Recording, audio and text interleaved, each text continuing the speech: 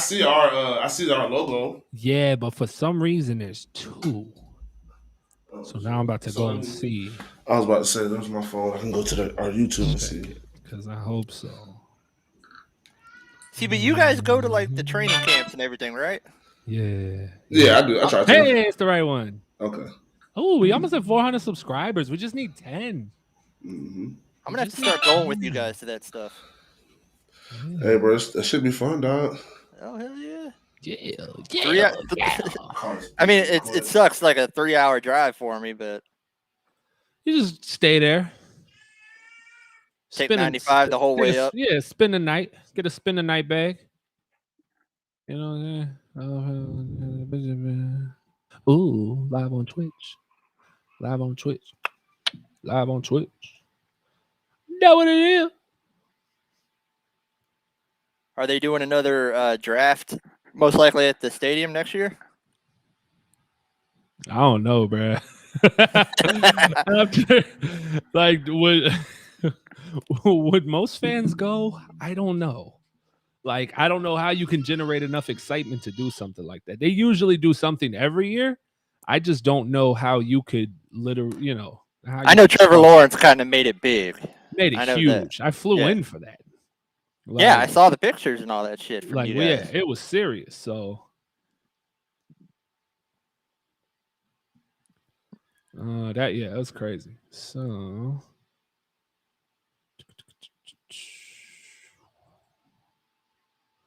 could actually show up in men in teal suits, and it's just mine's like with a camo and with the sleeves ripped off. It's like I'm the Southern Division. There. Debbie said camo. Teal camo. That'd be kind of fire. I'd have to find out how to have that done. Yeah, my bad, man. I'm trying to set up some new pussy, man. Oh. Yeah, man. Nothing like new pussy around the holidays, man. You got 25 seconds. Holidays. That's how long it's gonna take you? 25 seconds? No, you got 20 seconds. If all goes according to plan, when I get off of this show, I'm trying to be in it. So that's the when it's new, it could go like that. 25 seconds might be a. It's new, so it's fresh. It's different. Yeah, that new fresh. Yeah, that new fresh might get you. You got to come. You know what? Wait a minute, bitch. I'm coming back. Well, I got a few more minutes. I got a few more minutes before I think she said she's gonna try to tune in for a few minutes. But oh, so we could talk shit for a little bit. Yeah. We got at least 5 or 6 minutes. Okay. Cindy Adams, our checkbook. Tell him to write his own check. Yeah. So did you see that? Did y'all see the tweet? What? Somebody said Devontae Adams, the Jags Nation account. Mm-hmm. Shout out to them on Instagram. Good people. Yeah. Good guy. You guys sent him a you look good in teal, and then he liked it. That's kind of good. Oh yeah. Right? That's exciting. Come on down to the Sunshine State. Come on down. Sunshine State. Come where it's warm. All right. Because I've been talking to people about this all week. I ain't talked to you, Stone Cold. Have you rewatched any of the game? A what? Have you rewatched any of the game? From last week? Yeah. Oh, you're talking about the touchdown thing, huh? Well, no, not even the touchdown, because me and Ken got into, not heated, but we're passionate. We love each other, so we talk like we love each other. But what is you talking about? I was talking about I was just talking about Trevor and how to me on 2 of those deep balls, he was just waiting to see it instead of just letting that thing rip. Because I watched him do that. I watched him pat that bitch twice, and I could see that he wanted to throw that bitch, but I felt like he just didn't trust it until he completely saw the guy open. Which in the NFL you cannot. Yeah. At that quarterback position, you can't. You gotta let that ball go. I think it's a trust issue. Which is what I said. We talked about. What up, Fast Jet 3? We talked about. We're about to get the show started, y'all. Stay with us. Because we talked about that too. But it's my thing is, as a quarterback and in your preparation, the thing that you have to trust is the preparation. And hey, we've worked on this. You gotta have. Yes, they drop balls, but just like they say, quarterback is supposed to be the shortest memory on the field. You just go out there and make that play, because to me, the Laquan Treadwell touchdown, that would have been a touchdown. Oh yeah. If he throws that ball, because even when you watch it back, you can see exactly. You'd be like, oh, he should throw it right here, and he throws it like a half a second later, and it's like that defender that's out there. Guess what? He gets that extra time to come back over, or in his case, the DB that was behind him, because he beat the defender on the inside. The DB had time to catch up and punch it out. Now with the Marvin one, if he throws that one to Marvin a half a beat earlier, Marvin can catch it and then kind of ride the sideline up. But Marvin had to jump. Marvin had to come and kind of jump and turn to get that ball. Now you left your back and your ribs exposed for somebody to hit you, and that's an easy drop. Yes, they should catch those balls in the sense of really good receivers will still come up with those balls. But it's just I just want to see that shit come out, because on the short and intermediate, he's not waiting to see if guys are open. Yeah. He fucking throw that bitch, and it was just disheartening because I watched the kid, even though he sucked, and it was a bad I guess comparison. But Ian Book, he saw he had one-on-one coverage outside. Guess what? Fuck the read, bitch. I'm just gonna throw that bitch, and it got him in trouble. And it got him in trouble in that game. But he was trusting the reads and trusting the preparation. Whereas the coaching staff has kind of stifled Trevor a little bit, to where, to me, that's more of the reason why I say that I wanted him to throw the ball 50 times a game. Because you done started and completed 15 games now. The kid gloves are off. You're not a rookie no more. Like it's cool. We should keep this up on the show. Yeah, you dropping gems. Hold on. Yeah. First pick in the 2021 NFL Draft, the Jacksonville Jaguars select Trevor Lawrence, quarterback, Clemson. Duval, Bangum, Westside, Jayville, Duval, Hustle, Frank Coley, he real. Duval, Bangum, Billy, Rankin, throw your D's in the air if you're from the Bangum. Duval, Duval, Duval.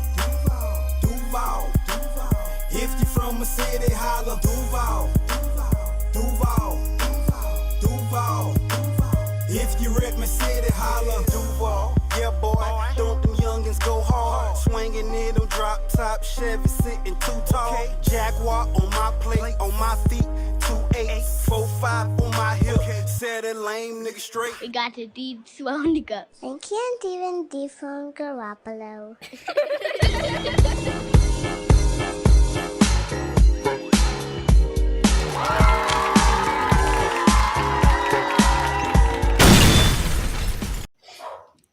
Bobby Shmurda hat toss. Bobby Shmurda hat toss. Bobby Shmurda hat toss. Where's it gonna land? It's gonna land in a fucking end zone, because that's what we gonna do this week. We gonna get in a fucking end zone, please, for the love of God. This is the Minute Till Podcast, man. I am your host, the Hot Take Hooligan Agent K. That is the Cannabis Analyst Agent J, and that's the bottom line, Stone Cold Steve motherfucking Boston. Yes, sir, because he said so. And this is week 17. Jacksonville Jaguars take on you know what? We're not going to say that. The Shane Falco and the replacements take on the goddamn New England Patriots. They take on the Dark Order. They take on the Empire. Straight replacements, boy. Oh, my God. Oh, man. Let me call Willie Beeman. I'm telling you. This show, though, is brought to you by the good folks over at The Miller Creative. MCG, our group of talented designers, can take your ideas and create something special. Been needing to wrap your vehicle to promote your business? Or maybe creating new business cards to stand out in your field? Maybe you're looking to create a memorable gift for a friend. Call us today and speak with a member of our staff and let us handle your vision so you can focus on what's important. Call 904-771-5855 or visit mcg247.com for more information. Oh, Miller Creative Group. If you are competing in the Men and Teal Podcast Fantasy Football League, the winner gets the chain. Shout out Miller Creative Group, man. This is a nice little piece. That shit is so hard, bro. It's big, bro. I didn't think it was gonna be this. I mean, it looks small in my hands. I'm a giant, but this is decent size. They did a good job on it. I like the reflection. I like that's good. That shit's dope, man. That's bigger than my 12 Pro Max. Yeah, it is thick. Pause. Yeah. You know what though? Who is competing for this motherfucker this week? Have you even looked since you've been eliminated from contention? Yeah, because I can only win like I can pretty much only win the consolation, which is I can't win nothing. I've been busting ass. That's the thing. I've been busting ass in fantasy this year, bro. And we had way too many people in this one, and we had way too many people in Jaguar. Let's go. I won this week, dog. Oh, no, you're in the. Oh, is that the one where you're the total? No, you won because it was a 2 week. It's a 2 week. It was the 2 week. I'm 4-10. Yeah, I'm 10-4. Hey, look at this. And now I played Jack Curry this week. How did I win? And I started Christian McCaffrey. Oh, that's crazy. Whoever he played had some shitty people too. Yeah, nobody. That's the only thing. All right, let's see. League. Let's see who is in the running for the chunk, bro. Let me find out. So let's look at our schedule and playoff brackets. So it looks like championship is going to be winners console. Okay, winners bracket. It is the Quad City Raptor Pack versus Eric Berger and the Hooligans. My dog Eric is in the ship, bro. Yeah, well, Big Eric, I know he got to be tuning in right now. Big Eric is the number one seed. Eric, no fair weather. Hey, you better get your chain this next 2 weeks, man. I'm telling you, I can't wait to ship this out. Who is Quad City Raptor Pack? Something McCabe. I don't know. We gotta look in the group. That's crazy. Tennessee Craig almost won that bitch. That name sounds familiar. Like I remember when we were doing I've seen him. Yeah. Yeah, when we were doing you finished 10-4.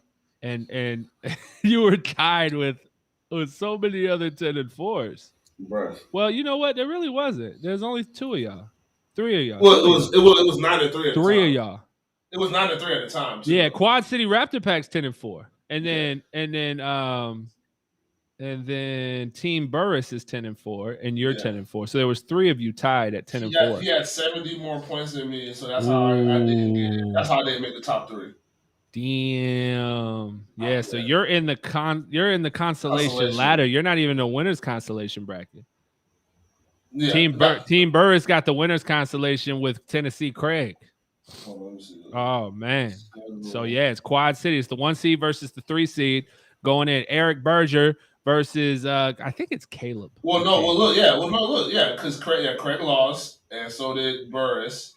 Yeah, so they're in the consolation, the winner's consolation bracket. Yeah, no, so the winner Quad City Raptor and the Hooligans, Eric Berger. Yeah, damn. Shout out to E. Berger, man, Big Duval. Ain't that so Big Duval? So pretty much, I should be getting 3rd place. No, you would be 5th.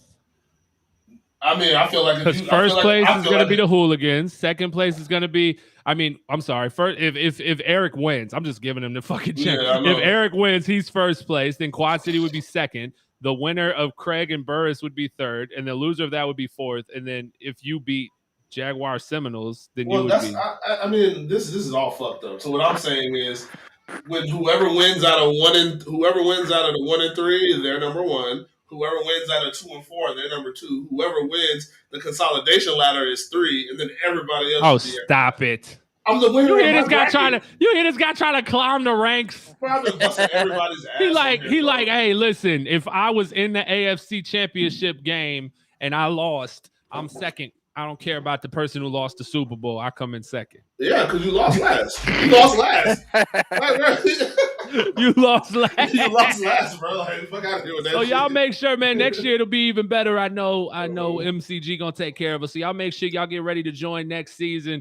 Jay is hell bent on dropping the numbers and not letting 18 of you motherfuckers in. But Men and Teal Podcast. This ain't paper, dog. Like this is solid. This is legit. Men and Teal Podcast Championship Chain from the Miller Creative Group, man. Shout out to them. Let's jump to the comments. Jay got one up on the screen. Scarlett Stokes says, are they going to win this week? Scarlett, guess what? The answer is fuck no. No, we are not winning. How? How could we win this week? That's a perfect segue into what we were going to talk about first, and that's holy fucking Omicron. I got the fuck that is. I got a COVID vaccine where my heart used to be. Jesus This is crazy.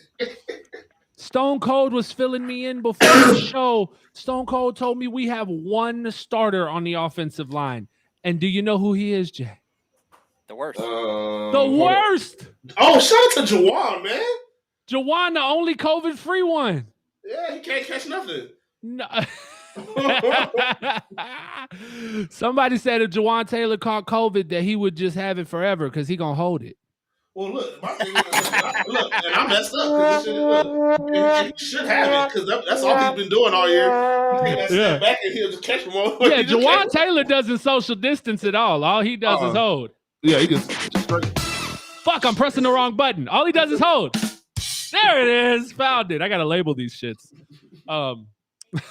But yeah, this is gonna be bad. That front is gonna that's what's scary. So we were talking about it. So basically you're looking at Walker Little, okay, probably Casey McDermott, Tyler Shatley. He's shaking his head already. Casey who? Casey in the fucking Sunshine Band, but Casey and JoJo. No, Casey McDermott. I'd rather Casey and JoJo. They can serenade someone. They can serenade somebody to sleep. Man, B-Mac? Oh my God. We have a wild B-Mac sighting. B-Mac back from Tennessee. And I was talking to Kay. I think they're gonna use Trevor Wallace-Sims, which I actually like him. Now we know that's our guy, bro. Big boy.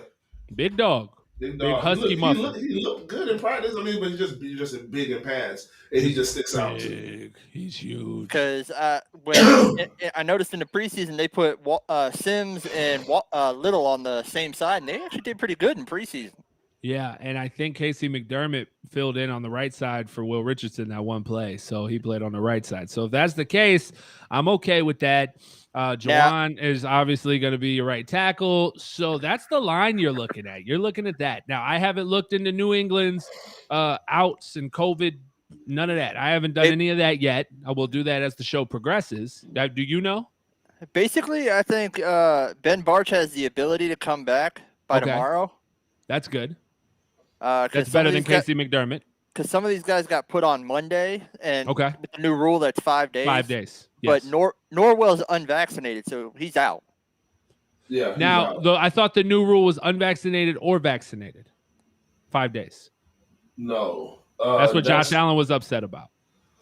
The new rule I read. Oh, yeah. But he has to pass the tests. Yeah. But I think Barch has the ability. I think Barch and Linder have the ability to come back, but they have to pass the tests.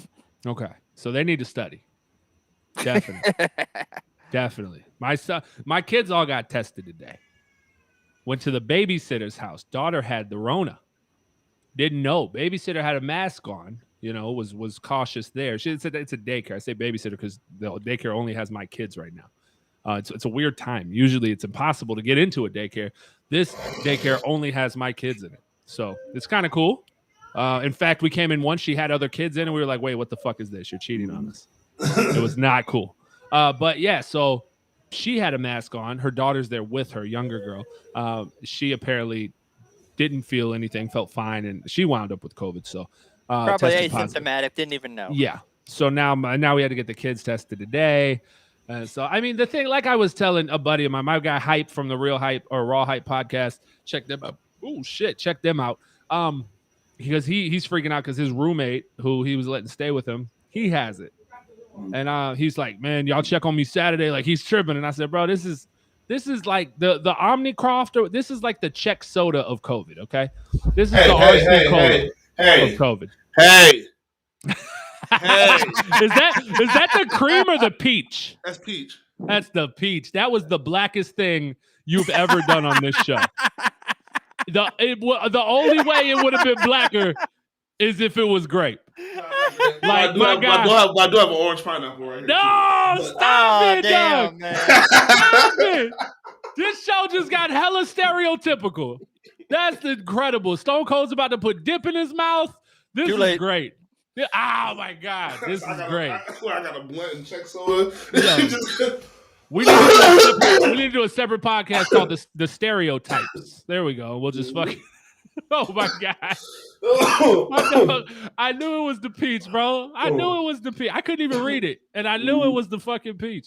That's amazing. But yeah, no, this ain't like they said. This is like the cold or the flu, and that's why they're lessening the restrictions around it. People are like, oh, they don't know what they're talking about. That's why they're changing the restrictions. No, they're lessening fucking restrictions because the shit is a cold now. Like this particular variant, it's just a fucking cold. It's not that serious. So, it is what it is. That's why they're doing that in the NFL too, and the NBA I think is also going to adopt that. But that's what we're dealing with. Josh Allen got pissed because they changed the rule because of Carson Wentz. Right, and here's the thing, right? And this is something I hate not being able to give credit when I hear a take, and I heard this somewhere, and I was like, yes, 100% accurate.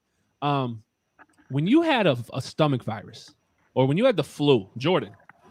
When you were sick, anything at all, if you could play, you played. Yeah. If you were able to play, we'd hook you up with IVs, we'd get you through it, we'd hydrate you, you'd play.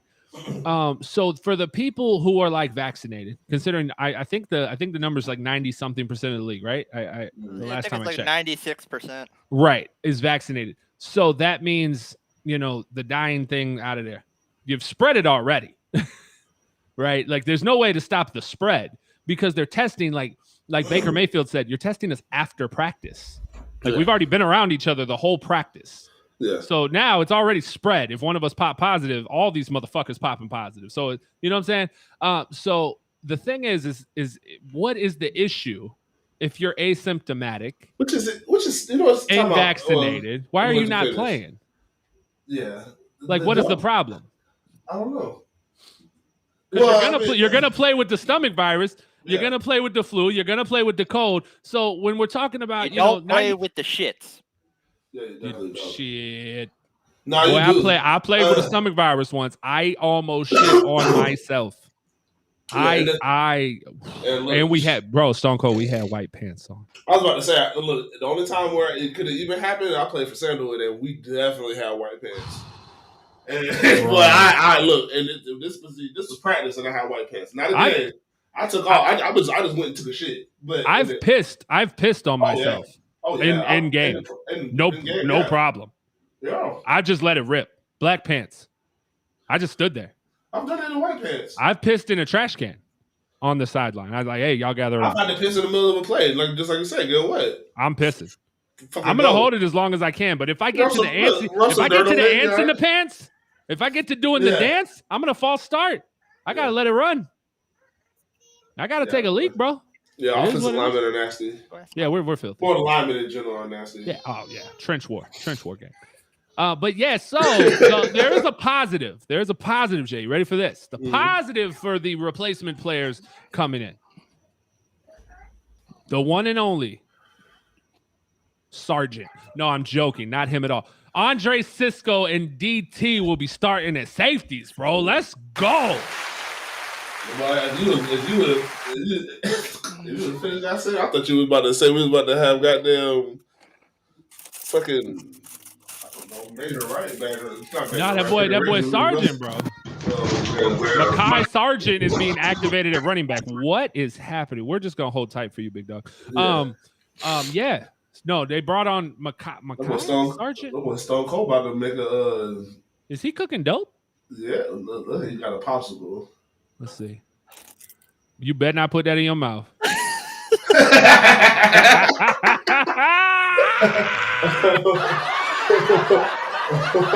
Oh shit. That's great. Yeah, so it's a trip. But yeah, anyway, COVID has run through the NFL again. And somebody brought up a valid point. Out of every single case of COVID in the NFL, not a single one hospitalized. Not a single one to the point of, oh my God, this is scary. Like none whatsoever. So that's why he mentioned that point as well about, so we can play with the flu, we can play with all these other illnesses, we can do that, but we can't play with COVID even if we're vaccinated. We can't play with COVID, especially now with this new variant that is so Manila, I would say. So, but to your point earlier about what Baker said, that does make sense. It's like why would, especially like people, when you're in the building, you're pretty much in the building for a decent amount part of the day. It's like when we first get there, test everybody. You can test everybody, have everybody kind of isolated, or have position groups isolated. Test everybody, wait however long it takes to get results, 15, 20 minutes, and then let everybody go. And then if somebody's on there, pull them out. But like, I feel like that's not the hardest thing in the world. Is when they come into the gates in the morning. Yeah. Test everybody on the way in through when they pull up in the morning. Test everybody, and by the time they get to the locker room, they should have the results. If it's rapid, I don't know how fast rapid is, but it takes 10 minutes. Yeah, it takes about 10 minutes. It's 10 minutes now. We're down to 10 minutes. You can actually buy tests at like Walgreens and take them home and do them. I do that. I've done that every time for me, and once for my son. It's only thing is it's $25 for a 2-pack. So damn, the wife was like, "Oh, let's just go buy the." I'm like, "That's $75 in tests. You better take your ass to the fucking free testing site and get the nose swabbed, because I'm not dropping a 75 piece on some free tests." Look, just because you don't want to have watery eyes. Yeah, fuck that. It's the same shit too. You fucking got to do the same thing. Oh yeah, I'm gonna let a professional do it for free. Nah, yeah. So, I mean, it is what it is. But yeah, so that we're down bad, guys. So that's really what it boils down to. We are down a ton of players. Let me actually get back on and see the other roster moves that we did. Yeah. I know we got the Rock Armstead coming up, huh? Yeah. Bringing the Rock back. Okay. We got Mr. Sargent coming in. Well, they said, what's the name? Refused to come back. Azigbo? Azigbo, yeah, he's with New England, right? Yeah. He said, "Man, I don't want to go play against." we got a linebacker, Tyrell Adams. Yeah. To the active roster now out of San Francisco. I think he was drafted by Houston. Yeah, that's my homeboy. We signed a new punter. Yep. And let me say. Joseph Charlton. You said that was your homeboy? I didn't know if you said. Oh no, I don't. It's just bullshit. Oh, okay. And a defensive end, outside linebacker, Hercules Mata. I love it already. That's my guy. Mataafa? That's what? Hercules Mataafa? Hercules. Let's go, bro. Hercules. Let's stop that vibration. And we got tight end Kahale Waring. Let's go. From Buffalo. Yeah. Yep. Do you even know who they are? Nope. Okay. But I like Matafafa. I like Hercules. Yeah, I like Hercules Mataafa. I will buy that jersey. Let Hercules fuck around and make one tackle on Sunday. I'm buying his jersey. One tackle. And then also the linebacker Jameer Jones that we also got from LA with Sargent, and the offensive line. Well, no, Jared Hawker went to COVID-19 list. Jesus Christ. I don't even know him. He just got here. He already got he probably infected everybody. No, he was actually on our practice squad already, and he. Yep. But yeah, we literally have like the guys that I mentioned. If none of the other starters come back, that's it. Yeah. Nobody can get hurt. No. You're not allowed to get injured. And if you do, you know what you got to do. Crawl off the fucking field. Fucking O'Shaughnessy. Piece of God, shit. I mean, even Derek Brown and Hambone, man, they're on the list too. Really? Yeah. Bro, both where's of this them. list? You're just naming people now. No, I'm serious. No, I'm pulling up. Hey, Stone Cold is about to. You said Trevor Lawrence. Trevor Lawrence is on the fucking list. Jesus, everybody. No, it's Dan Arnold, Malcolm Brown, Chase. You have it? Yeah. Okay, go ahead. It's Dan Arnold, Malcolm Brown, Fuck. Chase on, Fuck. Luke Farrell, Fuck. Devon Hamilton, Jesus. Brandon Linder, Holy shit. Chris Manhertz, Yeah. Laurenti McRae.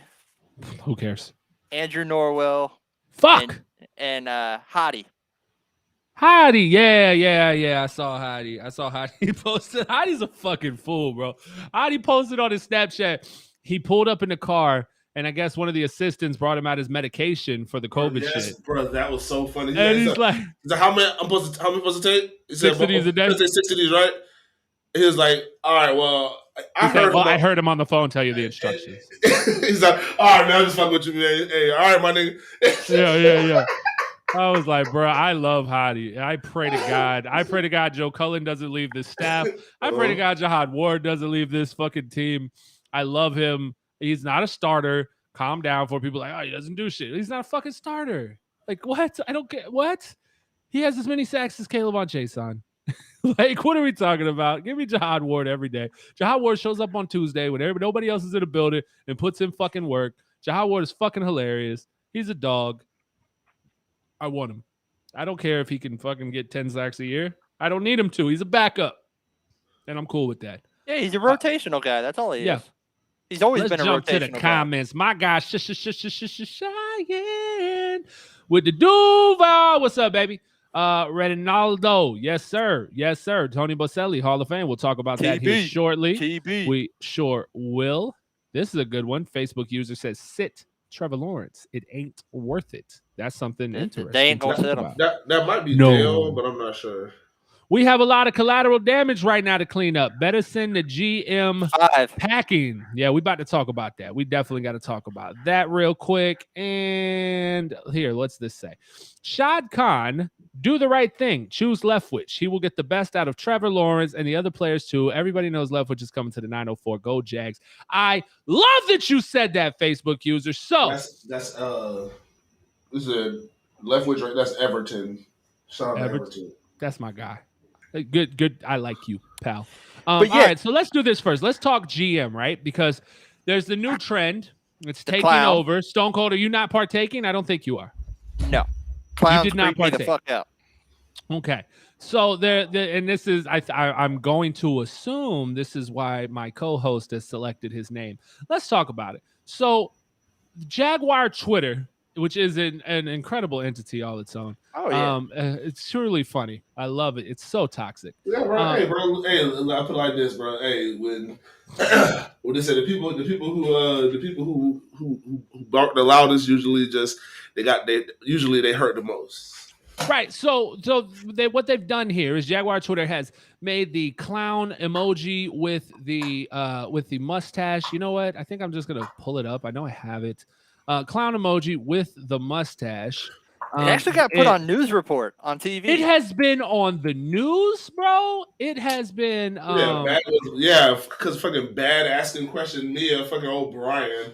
Man, that fucking middle school lady, if she don't fucking sit her ass goddamn down somewhere, goddamn 13-year-ass old girl, man, that is whatever, bro. That shit is so pussy, bro. Like, half of these motherfuckers out here, bro, they don't know nothing about football, bro. And it's cool, bro, because it's fine. Like I said, people don't want to know what it takes for the steak to get there. But it's like, do y'all really think we're the laughing stock of the league right now, bro? Well, you want to be a part of something, right? But what I think people fail to realize is what's happening here is not odd. And here's what we're talking about here. Now, this guy put a crown on it. Good for him. Some people have changed the red hair to teal. But this is the wave going around Twitter right now, and this is to show solidarity for the Fire Dave Caldwell movement. Here's the problem that I have with this. Okay, and this Trent Baalke.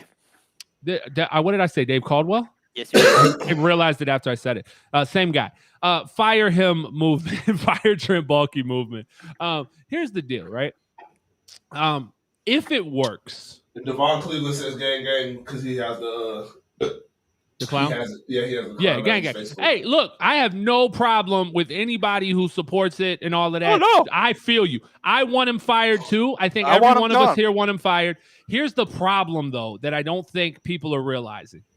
If you fire Trent Baalke, if this noise gets made and Trent Baalke is fired, the Louis Riddicks of the world, they're not taking a job here. Because a social media shitstorm was able to stir up an owner to the point of making an organizational altering decision. So just imagine what's going to happen. Based on some dickheads on fucking Twitter. Right. So just imagine what'll happen when they're the ones losing or they fuck up a pick. We can go back and look at Louis Riddick's Twitter. He's been wrong about a lot of prospects. Mike Mayock, wrong about a lot of prospects. Imagine if the Raiders fans were doing this and Mike Mayock was fired. Nobody would want to go to Las Vegas to run that organization because they know they can just be tossed to the side just over the fan base. So you can't, you can't let the inmates run the asylum. They say you can't. And I agree. Fire Balky, bro. I'm with you. When I said I didn't think it was going to happen, here's why. I can't think of one time in the history of the NFL that a first-year coach and first-year GM were fired within the same season. I can't see it. I've never seen it. It's never happened. If it has, please somebody send me the link. I've looked, I've searched, I've tried, I've scoured the internet. I cannot find one example of a GM and head coach fired both in their first season. Speaking of finding examples, you ain't ever heard no example of the motherfucker say he was gonna keep his job. He's retaining his job. He's retaining his job right now. Right. Ian Rappaport came out with a report, right? We said, me and you talked right after the first report broke, before Ian Rappaport said it, when the fans started going angry. Before Ian Rappaport came out and said what he said, the report was Trent Baalke will assist in the beginning stages of the hiring process for the next head coach. Yes. I felt like that, to me, was saying Trent Baalke might not be here. Because look at this.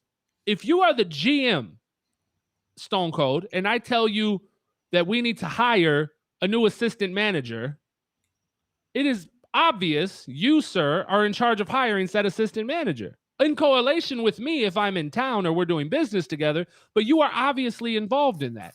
If I come out and say, let's just say as the year closes, we're speaking in a different language here, as the year closes that, hey, listen, you're going to help me with the beginning processes of hiring a new assistant manager. You're looking at me going, what do you mean the beginning processes? I'm not involved in the whole thing, just the beginning. So I thought that was very deliberate. That was a very deliberate report made to say the beginning stages of the hire. Yeah. But then Ian Rappaport comes out and says Baalke's being retained and assisting in the hire. I don't know if that's Ian Rappaport's interpretation of the report. Yeah. He hasn't come out and said an individual told him Baalke was keeping his job from what I've read. Yeah, nobody has specified that he's staying for next year. Exactly. Nobody. Mind you, I trust me, I approve the thing, I want him gone too. But like I try to tell people, you got to understand right now. Look at the situation the NFL is in right now with all this COVID. Look at all the signings from practice squads we have done within the past couple days.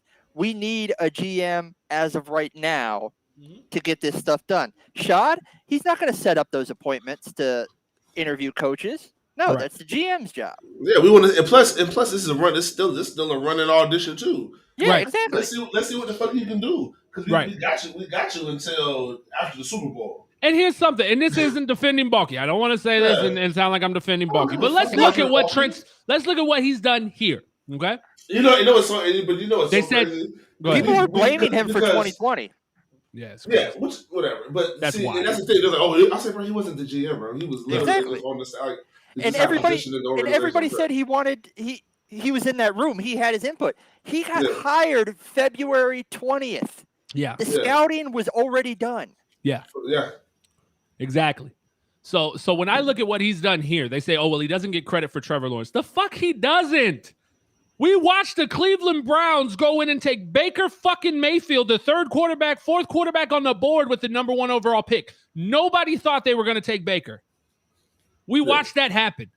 Trent Baalke could have easily walked in there and said, we're taking Justin Fields. We're taking Zach Wilson. And we're taking Mac Jones. Field would have been burned to the ground. Exactly. But he could have done it. I know. And they say, but so yes, he does get partial credit for Trevor Lawrence. It's kind of like a Travis Etienne. Etienne. You don't know what's up with Travis. So we'll leave that as a question mark. Tyson Campbell looks like he is a top-notch corner now. He's developed well. They say, he played bad in the first half of the season. He was learning the fucking league. He's played great. He was the highest-rated corner the week before last, rather. I mean, the kid is playing great. Well, the big thing is people are like, why didn't you scout him? You knew his problem was ball location and everything like that. Guess what? He got better. Yeah. He has the physical attributes to really dominate, and he got better at the one thing he was bad at. He improved. Then you look at Andre Cisco.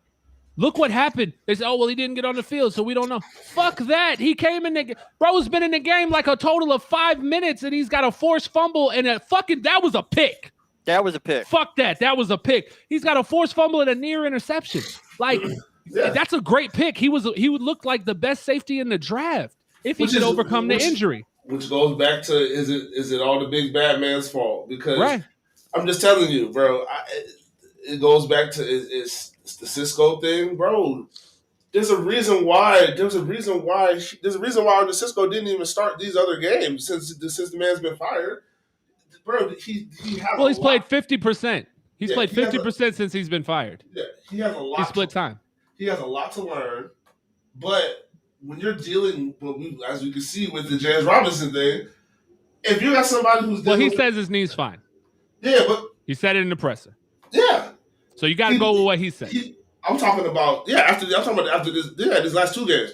I'm saying he said his reason for not playing this whole time was not related to his knee. He said it in his press conference today. I love what he said. His press conference today was great. He got in the mentality. It was great. I'm waiting. My turn. They asked him about, and they really tried to push and probe to get him to say some shit like that he was upset about not starting. And he's like, no, I had 2 veterans ahead of me, and I had to learn how to be a pro in this league. And I sat back, and my assignment was to play special teams. So that's what I did, and I waited my turn, and now it's here. And so I'm gonna take advantage of it, and I'm gonna do everything I can. Perfect answer. They asked him about his ball hawking ability, and he said, if I have to take a risk to make a play for my team, I'll take a risk. I'll do it. I don't mind. Perfect answer. I love everything about Andre Cisco's interview. And I know what you're saying because we've talked about it before. We've seen him limping around after some plays. I've also seen him completely fucking lost in between double crossing routes, trying to figure out which guy he's going to take it. I think that it's less of him now that I've really thought about it, I think it's less of him not knowing what's going on and more of him trusting his skills so much that he was trying to wait to the last second to see which guy he's going to throw to and jump that route. And if that's the case, fucking great. Like, if you're going to give up some shit, give up some shit. We had this talk before with, like, Bortles or like a Brett Favre gunslinger. I don't give a fuck if you throw 30 picks, if you throw 50 touchdowns. I don't care. That's what Jameis Winston was. Yeah, go out there and throw the fucking rock. Go out there and that's the thing. That's what. Bet on you, bitch. Bet on you. Right before we started the show, so it goes back to Trevor. You got to trust, bro. You got to trust that shit, bro. Like, you got to trust. Okay, this is for you. The radio, the report I listened to earlier when the guy was talking about Byron, he poked and prodded a little bit. Well, people are making the comparison that, he hasn't had time to work with a rookie quarterback, but you see what Byron did with Jameis Winston. Can you explain, was that coaching or because you see what Jameis is doing now in New Orleans, not throwing those picks or whatever, and he's like, that's more of the fact that Sean Payton's kind of reining him in from doing his long ball all the time, and Byron wanted to let him. He can see. No, it's more of his because he went and got LASIK. He got eye surgery and he can see now. Yeah, he's not doing this no more. He couldn't see. Bro, Jameis Winston has been like, I'm a Gator fan. I've seen Jameis Winston every year we played him on the sideline. Either looking back towards the sideline. His eyes got worse and worse, and he can see. And you know what he was doing? He was trusting his goddamn reads. He said, fuck it, I can see it, but I don't know what the fuck is down there now. Fuck it. Look here, man. And we haven't talked about this on the show yet, but we're kind of off the GM talk now. So we're moving into this coaching talk. There's the thing, right? This Byron left was like, what has Byron done to prove he can run a team? Like, that's bullshit. What has Kellen Moore done to prove he can run? Tom Brady call him a good leader. He has been called one of the brightest young coaching minds in the league since he was a backup quarterback in Pittsburgh. He has been being talked about as a future coach in this league. That's all they said. And they wouldn't do it. And they wouldn't knew it. They wouldn't knew it as a player if he ever really got a fair, 100% fair shake, even in Jacksonville. Man, bro, look. bro, so I'm talking about the first show. It. The first show after the season is over is going to be a Byron Leftwich show. I've already started gathering information. I was shocked to go back and do my research and realize just how fucked up they did Byron in this city. Yeah, they did him bad. I wasn't fucking shocked, but we live in Jacksonville, goddamn Florida, and they brought in a big black man to three of them because Garrard was already here. No, Leftwich got here first. Then Garrard. Did you know that? Garrard was here? I guess Garrard came in the year before. I was looking at it because somebody said that, and I went and looked at it, and I was like, "Oh shit, he was here a year before." Did you know that Byron played against Garrard in a bowl game? No. And it was the bowl game that got him, that put his name on the map because they beat him. Marshall beat Eastern Carolina 67-61 in this huge bowl game. Crazy, right? Mm-hmm. That's insane. And then you wind up on the same team with him. Yeah, that is insane. That's wild. And then you forget that David Garrard got benched for Quinn Gray in the regular season. Yeah. It's so funny David Garrard came in 2002. And Leftwich came in 03. Yeah, 03. Yeah, so you're right. 03. It's crazy how our selective memory works. Mm-hmm. It's crazy to me how just selective. And they say, oh well, they went and got him because the broken leg thing in Jacksonville. When don't forget that the Ravens were going to take him. Yeah. Like the Ravens were going to take Byron Leftwich. The trade starts. Somebody got cold feet on the trade, and we wound up being able to skip to go get him. We weren't going to be able to get Byron. So that's neither here nor there. His playing career has absolutely nothing to do with what he will be able to do as a coach in this league. There is a saying, those who can't do and those who can't teach, coach. Jim. that's what you don't remember that movie, man. What's that episode? School of Rock. But yeah, so bro, the man is a great coach. He has been a great coach, but he's got Tom Brady, okay? That is fucking awesome because that means this guy who was as a backup quarterback being looked at as the next hot coaching candidate, one who went and learned under Bruce Arians, one who was who was then taking over play calling, and he was still a quarterback's coach, and he was gifted play calling duties as a quarterback's coach because he was so good. And then when Bruce Arians got the opportunity to go and take over in Tampa Bay, he said, I'm only taking this guy with me. Out of all the bright offensive minds in the league, he wanted Byron Leftwich to come with him. And then they go in there, and then they do what they do. They win a Super Bowl in their hometown. It looks amazing. The offense looks incredible. And you still go, oh, yeah, but he's got Tom Brady. You know what that means? That means that he's had time to sit here and bounce ideas. Let me explain something to you. Coordinator and quarterback is not a dictatorship. It is a partnership. And he has partnered with the best fucking quarterback in the history of the National Football League. If you tell me that Byron Leftwich hasn't learned just as much from Tom Brady as Tom Brady has learned from Byron, probably more, then you're out of your fucking mind. The fact that he's worked with the GOAT is a positive.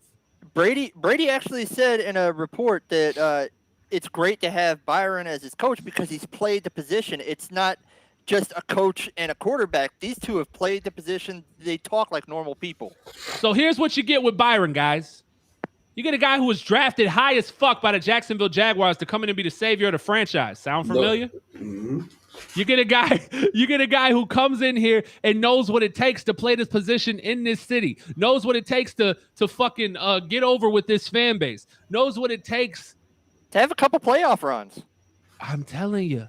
And now he has learned so much more beyond that, but he knows what it takes to play the fucking position. Mm-hmm. He knows. And guess what? He's got a ring.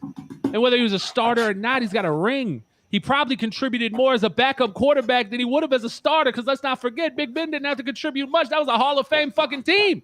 Mm-hmm. Big Ben's numbers, those Super Bowl runs, were worse than Bortles' numbers every year. Like, don't fucking play with me. They had the bus, and they had that unstoppable defense back They had the bus. They had Hines Ward. They had Plexico. Bro, come on. They had everybody. Fucking Antoine Randall L. And a defense. Joey Porter. Alamalu. All of them. Bruh. Harrison. Everybody, bro. Hall of Famers across the board. So, no. I don't like them, but Ryan Clark. Like, the boys, that defense was hooping out there, man. Ike Taylor. Taylor, dog. So yeah, bro. And this isn't. I'm not saying that I'm right. Byron Leftwich is the guy. That's my guy. Byron over everybody. That was your guy last year. That's it. Man, look, y'all can go check the tape, man. Listen, I love having the podcast because guess what? I've been calling for this lives forever. All the way from them. But guess what? If they go hire Doug Peterson, I'm not finna be mad. Nah, but I'm not finna tell you that Jim Caldwell and Doug Peterson are better than Byron Leftwich for this job, because it's not true. Because guess what? Those two former head coaching candidates that we now have, that means they failed. They got fired. Whether they got fired because of lack of continuity between them and the organization or the front office, or they got fired for losing, but they lost because Peyton Manning got hurt. I don't give a fuck. They lost, so they got fired. They lost their jobs. Yeah, and David Lloyd from the Eagles. And David Lloyd from the Eagles is an asshole. my pops is an Eagles fan. So guess what? They said about Trent Baalke. They say he can't work with NAM head coach. They say head coaches hate him. So what you think gonna happen here with Doug Peterson and Trent Baalke? Now I've also heard that Doug Peterson happens to like Trent Baalke. Don't know if it's true. Just something I heard. But I either heard way, that too. Yeah, but either way, you talking about a GM who apparently has history of poor rapport with head coaches, and you want to bring in a head coach that just got fired not that long ago for poor rapport with a fucking GM. And then you say, well, Jim Caldwell, but Jim Caldwell lost. Yeah, the owner, yeah. But you know what I'm saying? So what are we talking about? Jim Caldwell was fired multiple times. Yeah. So you can't tell me the Sean McVays of the world, the Bill Belichick's of the world, the coordinator turned head coach that has been so successful across this league would not happen if those teams said, no, you know what? I really just want a guy with head coaching experience in the NFL. You got three options. You hire a failed head coach, you hire a coordinator who's going to become a head coach, or you hire a college head coach who wants to come to the NFL. That's it. You tried one of them. They didn't fucking work. Yeah. We have had our fair share of head coaches switching over from coordinator. We've done that to Gus Bradley. But we had Doug Marrone, failed head coach. We've done this. We've done it all.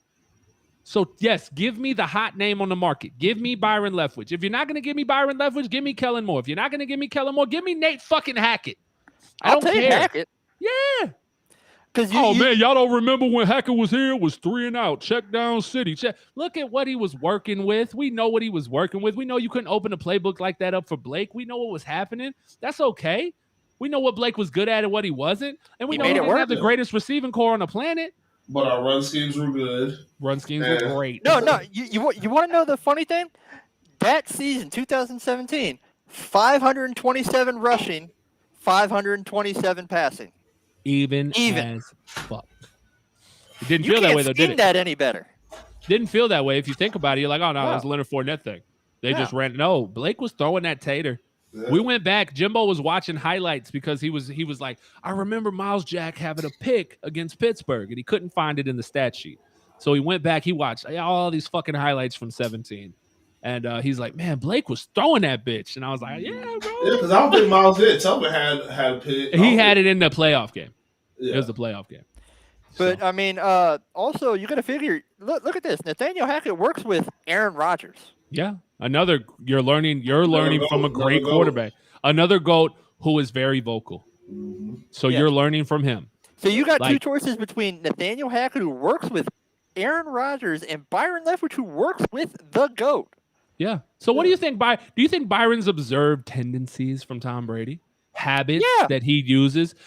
What time does Tom get to the arena? Like, what time does he show up for practice? How many days does he come in? When does he work on his body? When does he train? When does he take rest? I bet Byron knows all of those things. And so when you're coming here to coach Trevor fucking Lawrence, you can tell him all of those things. Hey, well, Brady comes to the facility at 4 a.m. Hey, Brady watches X amount of film. Me and Brady have to sit down and go over film together this many times a week. Like, it is nothing negative about the fact that Byron Leftwich is working with Tom fucking Brady. Trust me, because since the fact that they said Trevor going to be in all these meetings, trust me, if I'm Byron Leftwich, I'm talking to him because, see, because when I talk to my friend, when I talk to my other people, bro, like, I'm going to tell you right now, bro, the black delegation, they are, that was loud. That's fuck. The black delegation is questioning Trevor's dog. Yeah. They're questioning his dog, bro. Sunshine. Sunshine looking sunshiny. I'm telling you right now because they're questioning his dog because we go back to this last game, that running play. Do you know how many quarterbacks? Do you know how many quarterbacks score on that touchdown? Score on that running play? Like 4. No. In the league right now, like 5. Oh no, in the league right now, it's a lot. I think it's a lot of them. Because the guy we're playing, he would have scored on that play. Nope. Lamar Jackson. Mac Jones scored on that fucking play. No, last week. Zach Wilson. Yeah. Zach Wilson, Lamar Jackson. Zach Wilson, Lamar Jackson, Josh Allen, Russell Wilson. Mahomes, Herbert. Mahomes. I don't know about Herbert. Maybe not Herbert. Maybe. I'll give you Herbert. That's 6. And Murray. Yeah, and Murray. That's 7. Hold on. And I'll put it like this: the mustache one himself would have scored on that. Would have scored on that play. Oh, Minshew. You can't do that though. Don't bring up. I'm just saying. I'm just saying. Jalen Hurts would have scored on that play too. Jalen Hurts would have scored on that play. Yeah, but I don't. But yeah, I'm just. I'm like, I know, and it hurt me when I was talking to my people and I said this shit. But I'm like, bro, honestly, I think Gardner Minshew would have made that play. I think he would have fucking. You know why? Because he has that fucking dog, and he has. And that's the thing about. That was one of my. Maybe Trevor's too unselfish. I think the issue is he's questioning his ball security. Yeah, but I told you why he did it, and he said it in the thing why he did, and that's why he did it. He did it because it was the smart play. It was a smart play. It was the smart thing to do. But we know that football isn't always. A lot of times, football isn't the smart play. Facts. You know what I'm saying? But when you're sitting there with 9 touchdowns and 14 interceptions, and you've made your fair share of not so smart plays, then it can start to weigh on you. And I think it is. The question is, does it break the kid? Because at this point, that's what you're worried about. You're not, it's not that he couldn't make that play. We know he could make that play. We know he could do it. He's here? I said, where is he? Oh, I don't know. Maybe he doesn't even know. I told him we were doing a show tonight. But he could make that play. He could. Like I said, it just wasn't the smart thing to do because of the situation at hand. Mm-hmm. But if he makes the play and scores, obviously it's a whole different thing. I'm gonna message Jimbo. Oh, I'm calling right now. Oh, okay. But yeah, so I don't know. The Trent Baalke thing, like I said, he shouldn't be here. He should be fired. I just don't see it happening. It's too rare to fire a first-year GM and first-year head coach at the same exact time. And that would mean that you would have 3 different GMs making 3 years of draft picks. That's not how you succeed. No. That is not how you succeed. Not at all. They all 3 have different ideas. They all 3 have different plans. They all 3 have different visions. So it's just not smart. And I'm not saying I believe that it won't work if you hired a new GM. That's not what I'm saying. I'm saying overall, that's not the way to succeed. That's how Shad Khan is looking at it. I guarantee you he's going 3 different guys making 3 different draft selections. We already had to split up all those fucking picks we had between 2 guys. Now you want me to make that make that shit not even matter and go get another guy? And then what if this guy feels differently? You're already bringing in a different head coach. He already might change shit up on the defense. Now we might not run a 3-4. Fuck around. He brings in a new defense coordinator, specializes in a 4-3. Now we got to go through all that bullshit again. We got to readjust the roster to fit a fucking 4-3. This is things that you have to think about. Like, I think people get confused and they think it's Madden way too often. They think this is way too easy. And I'm a fucking Madden guy. I reference Madden 30 times a show. But it's not the way it works. It's not. Oh, yeah. It's not. Say he's big cap. Who? He said you talked to him about the college games. Man, I told that. He said he didn't mention that we're doing the show tonight. He said, yeah, man, I'm just chilling with Bay. That baby back bitch. I told him word before that. That's what led into the conversation. I said, we're about to do a show tonight. This is at a New Year's Eve, but tomorrow we might do reaction shows. And I guess I say that now while we have viewers and we're live. Tomorrow we'll be doing reaction shows right here. We'll be streaming the game live and reacting to the 2 most important games taking place. The Jackson, what the fuck was I about to say? I was reading my watch. The Alabama-Cincinnati game is at 3? 3:30. Stone Cold? 3:30. And then the Georgia-Michigan game is at 7:30. Our 2 top draft prospects are playing. So let me tell y'all this, Jacksonville. The best thing we can hope for is for and I know this is going to hurt some of my fans and friends, and all of you guys are going to be upset because there's some Georgia fans out here. Hey, we want Michigan to win, and we want Alabama to win because we need a Hutchinson versus Neal. Natty, that's what we need. And the winner of that battle between them and the Natty is who you draft number 1. Yep. I was going to war today with the Axeman, my guy, the Axeman, Brian Olive, because he calls me up and we're talking, and he was like, "You know what? I trade the number 1 pick." I said, "No, the fuck you don't." He said, "Yeah, trade it and get more." And I said, "No." And I said, "Because look what we've done with more. We've had more the last 2 years. Less is more. You know what you got to show for more? CJ fucking Henderson and Caleb Chason. Exactly. Look, less is more, because we talked about this on the phone. Like, what are we gonna do with receiver? We have in free agency, we have to go get people. We don't need draft. Like, honestly, we don't need that many draft picks. Like, whatever we can get by with, I said we unload some of them 6. I mean, we gotta get a couple players in, but we gotta try to drop that bag. Yes, we gotta drop that fucking bag. We have 12 picks right now. I would be happy with just 8. I'll be happy with 6. I was gonna say I 6. don't give a fuck. Like, listen, man. And he only said, because I want one of those picks on a kicker. Points. He made valid points. He said, "Well, so 7. Say 7, 8. That's he said if you he said, we know the draft is a crapshoot, right?" I said, "Yeah." He said, "So would you rather have more opportunities to win or less?" I said, "I want less because I want the first opportunity to win. I want to walk in and be able to take my pick of the bitch I want. I don't want to walk in and have to settle for who somebody else didn't take. Yeah. I want to go in and get who I want. And if I have the number 1 pick, that's what I'm doing."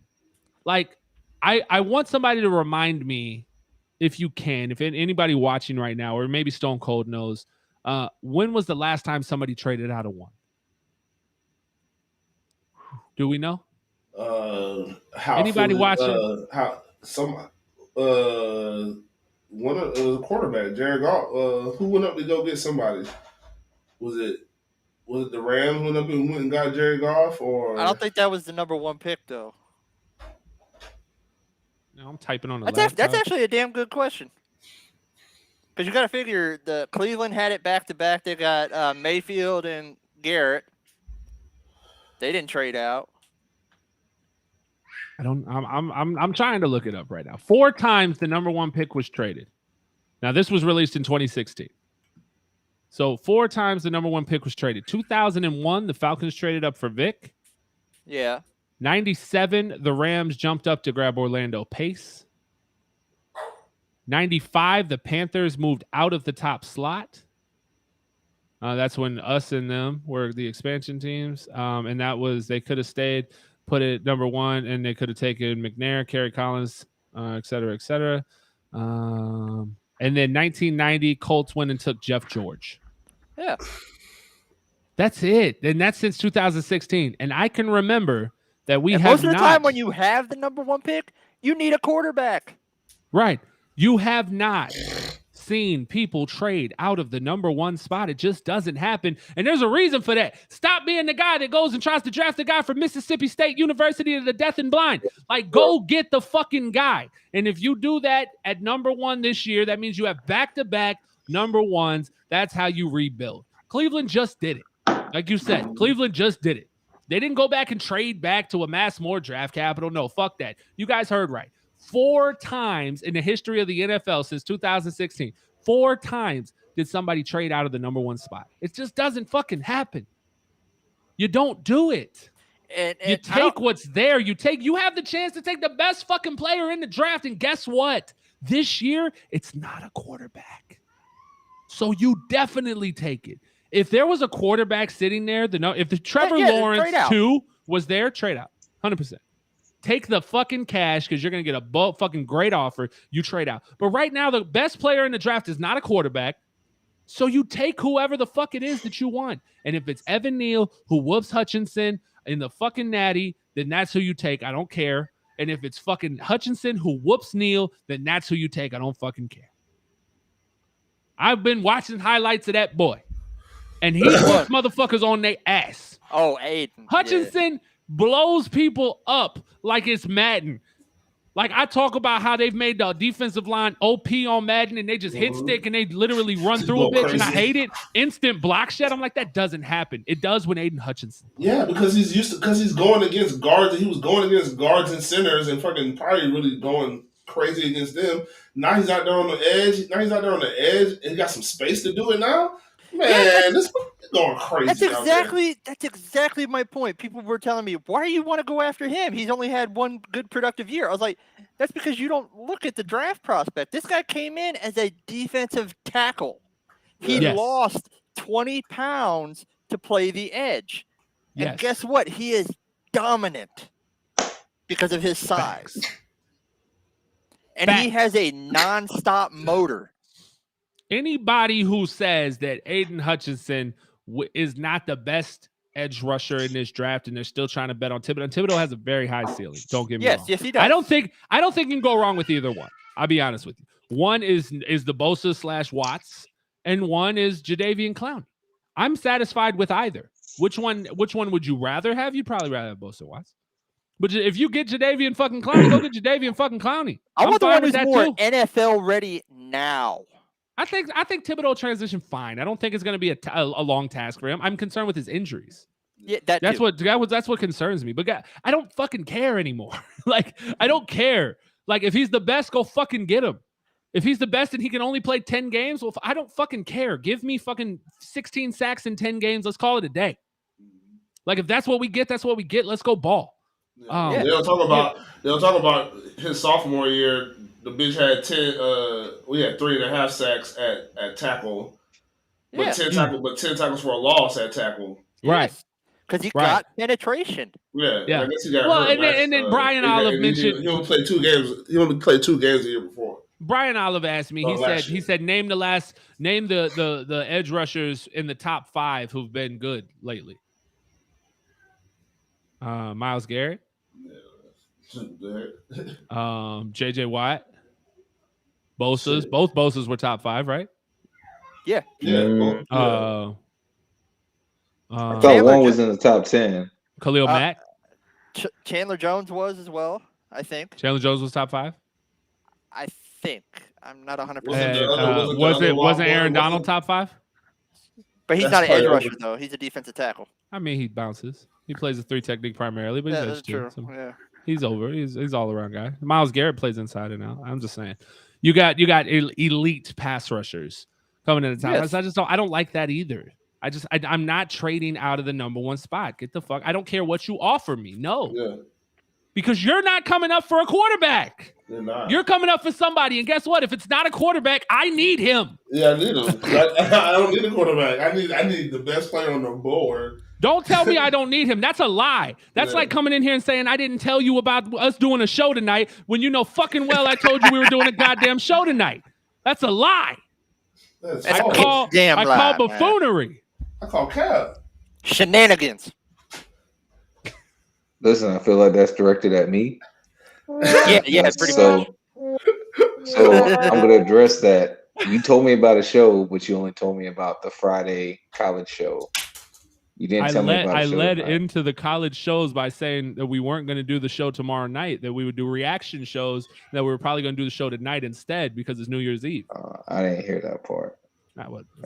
You're here now. We still have a whole hour together. And you want to know how he knew that? Because I texted him during the day. He did. He's been blowing me up for 48 hours. But today's not New Year's Eve. Come on, man. Tomorrow is. I know. That's what I'm saying. We didn't want to have to do a show on New Year's Eve night and everybody else be out partying and doing white girl shit. But if you're doing the reaction show, that's at night. I know, but everybody's going to be watching that. Yeah. Everybody's going to watch that anyway. So all we're doing is giving them another outlet to watch it. Face it, college football struck again and ruined everybody's New Year's night. When do we do our show? 7 p.m. Eastern time, right? Pretty much. Right. It's just the same exact time the fucking Alabama game's coming. I mean the Michigan game's coming on. So yeah, we would be fucked. We wouldn't get any viewers tomorrow night. Yeah, so that's what I'm saying. I thought that show was going to be the show. No. That's what I'm saying. We had too much to talk about. Yeah, we got too much shit going on, man. Too much. Jimbo, did you know we don't have a single offensive lineman starter except for Jawan Taylor for the Patriots game this week? Did you? I did know that. It's terrifying. It's terrifying. I sent an email to flying Shai. People in. They're flying. I've been told you need to make a phone call. Just we put a call. You'll be the head coach. I'm trying. How many rushing attempts do you think we have this week? Wow, none. What? Who? I'm about to say I think they're gonna run the ball. Who gonna run the ball? I think they're gonna pull a Bill. I think they're gonna pull Bill Belichick and just try to run the ball. To who? They're probably just gonna try and give it to a You gonna drop Trevor? You Raquel.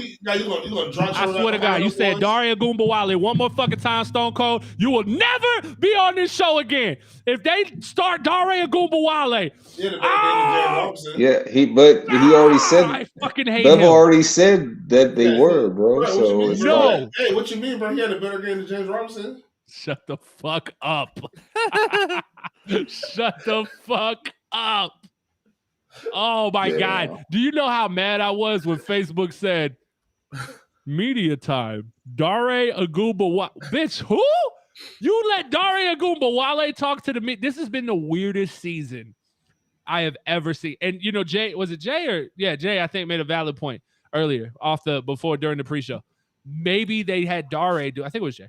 It was Stone Cold. They had Dare do it because Trevor was in the interview with Doug Peterson. Yeah, probably. Right. Trevor was out there. Trevor's asking questions. What are you asking Doug Peterson if you're Trevor Lawrence? What you asking him, Jimbo? If I'm Trevor? Yeah. Shit. Ooh, that's a a loaded question. That's a loaded question. Yeah, tweet that out.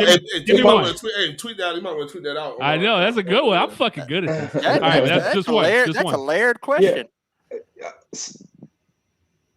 Like, what does he see? Like, out of all the tape that he's watched from me, like, what did you see that you could say I could turn that and make it into something great? Okay. All right. What about you, Stone Cold?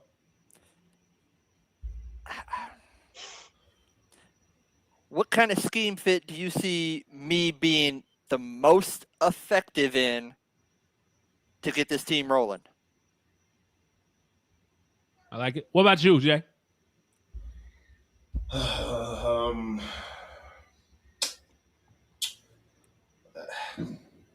mean, isn't Doug Peterson with a D? Yes. Yeah. Isn't it Peter? Yes. Yeah. That's weird. Peter. Weird as fuck. So your name is Dick Dixon. Yeah. Doug Dixon. That's a good question, though. It really is. Jesus Christ. So fucking good. That is a good question because I definitely haven't really think about it. I mean, I guess if I'm Trevor, look, I'm sorry. Look at this. Hold on. I don't think it'll look. Hold on. Let me try. No. Yeah. Clown faces. These are all likes. These are all likes to my new tweet, my recent tweet. It's just all fucking clowns. All fucking clowns. The Jaguars. Bro, First Coast News. Did you guys see the First Coast News thing? Yeah. Wow, bro, they went in hard. Jay had a big rant on me over. I forgot his name. I feel like shit. I want to go to New Era Jacks. I always love to give people credit. Somebody started a petition. You mean that prepubescent boy who reports for the Jaguars? Somebody decided to do just like I did, which kind of made me a little salty, not gonna lie. But they decided to do a fire bulky petition on change.org. And it's got like over 500 signatures. And somebody from the news reached out and is interviewing him about the petition. Damn. Oh, yeah, I saw that. I'm hella salty. I'm not going to lie. I'm pretty salty about that. I'm like, wait a second. I just fucking did that. I tell you, though. I did it for Fire Urban or Fire Bulky. Or no, it was Fire Bevel. You might be right. Yeah, you did it for Fire Bevel. You picked the wrong B. I picked the wrong B. That's a good question. That's a big Mike, what's up, question. Boy? I just really wonder what guys Grandma Baby in the building. Grandma Baby met Jay, man. They was met in person. Grandma Baby got Jay autograph at the gas station. Jay told me about Grandma Baby Reynolds. Oh my God, yeah, Agent Jay. Can I get your autograph? That shit was great, bro. That is not how that interaction. Bro. Hey, Jay. Hey, Jay. Same gas station I met you at. Same gas station, bro. Same gas station, bro. Hey, you should have seen him. You should have seen him when I like rolled up. I was like, "Hey, yo, you Jay," and the way he looked at me, like, "What?" I'm like, "Nah, man, I'm bro." Yo, that's hilarious. Hey, and then I gave him like a blueberry muffin or some shit. It was a muffin. It was something. It was some kind of pastry. I can't remember. Hey, that was that prison shit. That was that prison shit. You offered us a commissary. You offered us a commissary like, hey, look, peace offering, bro. Let's be tight. Oh shit. Hey, listen. I just want you to know. I fuck with you. Here you go. But no, it's all love. It's all love, Shout out to Grandma Baby, man. We appreciate you always tuning in, bro, for real. No, you missed a lot. I mean, shit, we've been going for an hour now. But basically, we talked a little bit about the team, the situation with COVID, the fact that we're missing 4 of our 5 offensive linemen this coming game, the people we've had to activate. It's going to be wild. We've talked about head coaching candidates, and we've talked about the whole Twitter clown fire bulky movement that's taking place right now. So we're kind of all over the place, man. Right now, talking about Trevor not reading, trying to see the ball all the way through, and not. He's on this shit, bro. He is not budging off of this. I'm not, bro. He wants to smoke. Like, I feel like you're doing this to start. You're acting like Brandon McCaffrey right now. Like you're coming in, you're like LeBron's better than Jordan, and then you're walking away. Like you're trying to start a fucking debate. I'm not debating with you. But you know what's funny though, because the clip that I guess is going on social media is like guys have to catch the ball, in my opinion, or whatever, and it's the 2 plays. And it's like, bro, Trevor gets the ball. He sit back there. This is the most time he's ever had in the fucking pocket. And it's like, ball should be gone. Christina. But it wasn't. It doesn't matter because it wasn't. So what did happen is the receiver dropped it. We could say, just like we could say, if he spins in, he might score, but he didn't. They should catch. So if he threw the ball earlier, it might have been an easier catch for them. It might. Right. I think it's definitely an easier catch though, because but they still might have dropped it. I mean, I feel like this. They still might have dropped it, but I don't know how many. I've caught a lot of passes. Maybe not. Shush. No, passes. Look, bro. Get that ball out there. No, look, bro. What we got to talk to this man. What is he talking about? Is this guy crazy? We're not. Oh no! Hey, I've been seeing. I think it's the little white dude. He always got on Patriots hat. Okay, for one, I believe you. Grandma Baby, you bet $100 that the Jags was gonna win this week. First of all, you have to confirm before I continue. Did you bet $100 on the Jacksonville Jaguars? And 2, Michael Johnson. 2, it's just die hard, not died hard. Oh, this is the person who. They're gonna grandma police. This is the person. This is the person who, on his fantasy football team, starts as many Jaguar players as possible. So only plays with the Jaguars on Madden. So. Which nothing wrong with either one of those things, but talking about just I'm not betting $100 on them bitches. Never. I mean, not even in 17. But look, that's at least a couple $1,000s in pride. Like, you know what I'm saying? I'm not doing that in 2017. I wouldn't have bet on no $100 on the Jaguar. Michael, bruh. I bet it. Oh, bro, I had all types of money on the Jaguars. I bet money on Jaguars every motherfucking year. Jimbo, the Bill Belichick's never lost to a rookie quarterback, Jimbo. I ain't putting no money on him this game. No, hell no. You got one starter. Now, see, the smart bet would be if you give me the Vegas odds. I'll put up 100. What's the odds? I don't know. 16.5. Yeah, give me the odds. I'll bet 100. If you 16.5, God damn, we that bad. Yeah. So that might be a trap. Be a trap. That's a trap. Look, you would have been better. You would have been better off betting Vegas too, trying to do some shit. Hey, listen, I'm gonna tell you like this, Grandma Baby. Look, that's your. I know that's your boy, and that's your white boy. Apparently, yes, you know. But me and Jay will stomp his ass if you lose and he try to collect his money. We'll show up. We'll show up and stomp his ass for you, bro. You don't got to pay him shit. And you tell him I said it. Because he's taking advantage of you. He just put a roofie in your drink at the nightclub. No, sir. That is unacceptable. He is not getting that money from you, my guy. And listen, if he come for you, you just call us, okay? You call us 6'9", 6'1", okay. And then 6, that's this way. 6'6", and then 6'4", bro. Like, we're coming. We coming looking like big dog security. Basically, bro. He made that bet knowing there was 27 Jags on the COVID list. Yeah, he ain't shit. I don't even like your friend, bro. Sheesh, 100. Shit, got better chances on the Powerball. Yeah, but see, the thing is, man, y'all don't know exactly when he made the bet. Oh yeah, it could have been a while ago. Oh no, but I'm reneging then. Oh yeah, I'm reneging. We're gonna have a head coach. If we made that bet at the beginning of the season, do you see my house? My house is dirty as fuck. This is not the same bet. This is not the same circumstances. No, sir. I invited you over 2 months ago. Now I have rats, roaches, and all of the above. My house is disgusting. You're not allowed in. I'm sorry. I'll come to your place. Like, we're not doing this anymore. Nope. But we are going to their place. Bet off. Not allowed. I'm taking it off. Fuck that. Jimbo, did you see? You didn't win it, but, you know. Fantasy football winners, Shane, right here. Okay. Right here. Somebody get fucking Big Eric in here, bro. Like, how did you get that? Miller Creative Group, duh. Oh, okay. MCG247.com or on all social media platforms at MCG247. Miller Creative Group. Discover the one source difference. I gotta message Big Eric, bro. Eric Burgess. There he is. Yo.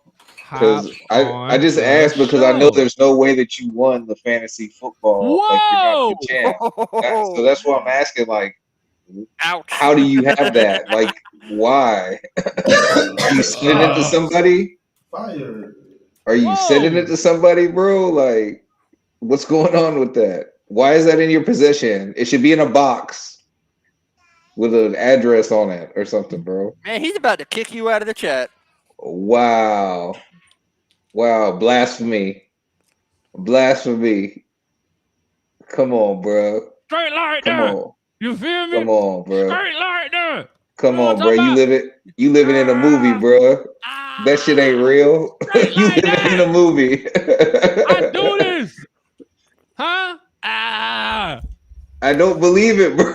You start way too many Jaguars, bro. I don't believe it. I can't. Guess what? Hey, Jay, you'll never get to wear this motherfucker like me. You'll never wear this shit. Somebody tell me the truth, please. It's okay. Hey, it's okay, Jimbo.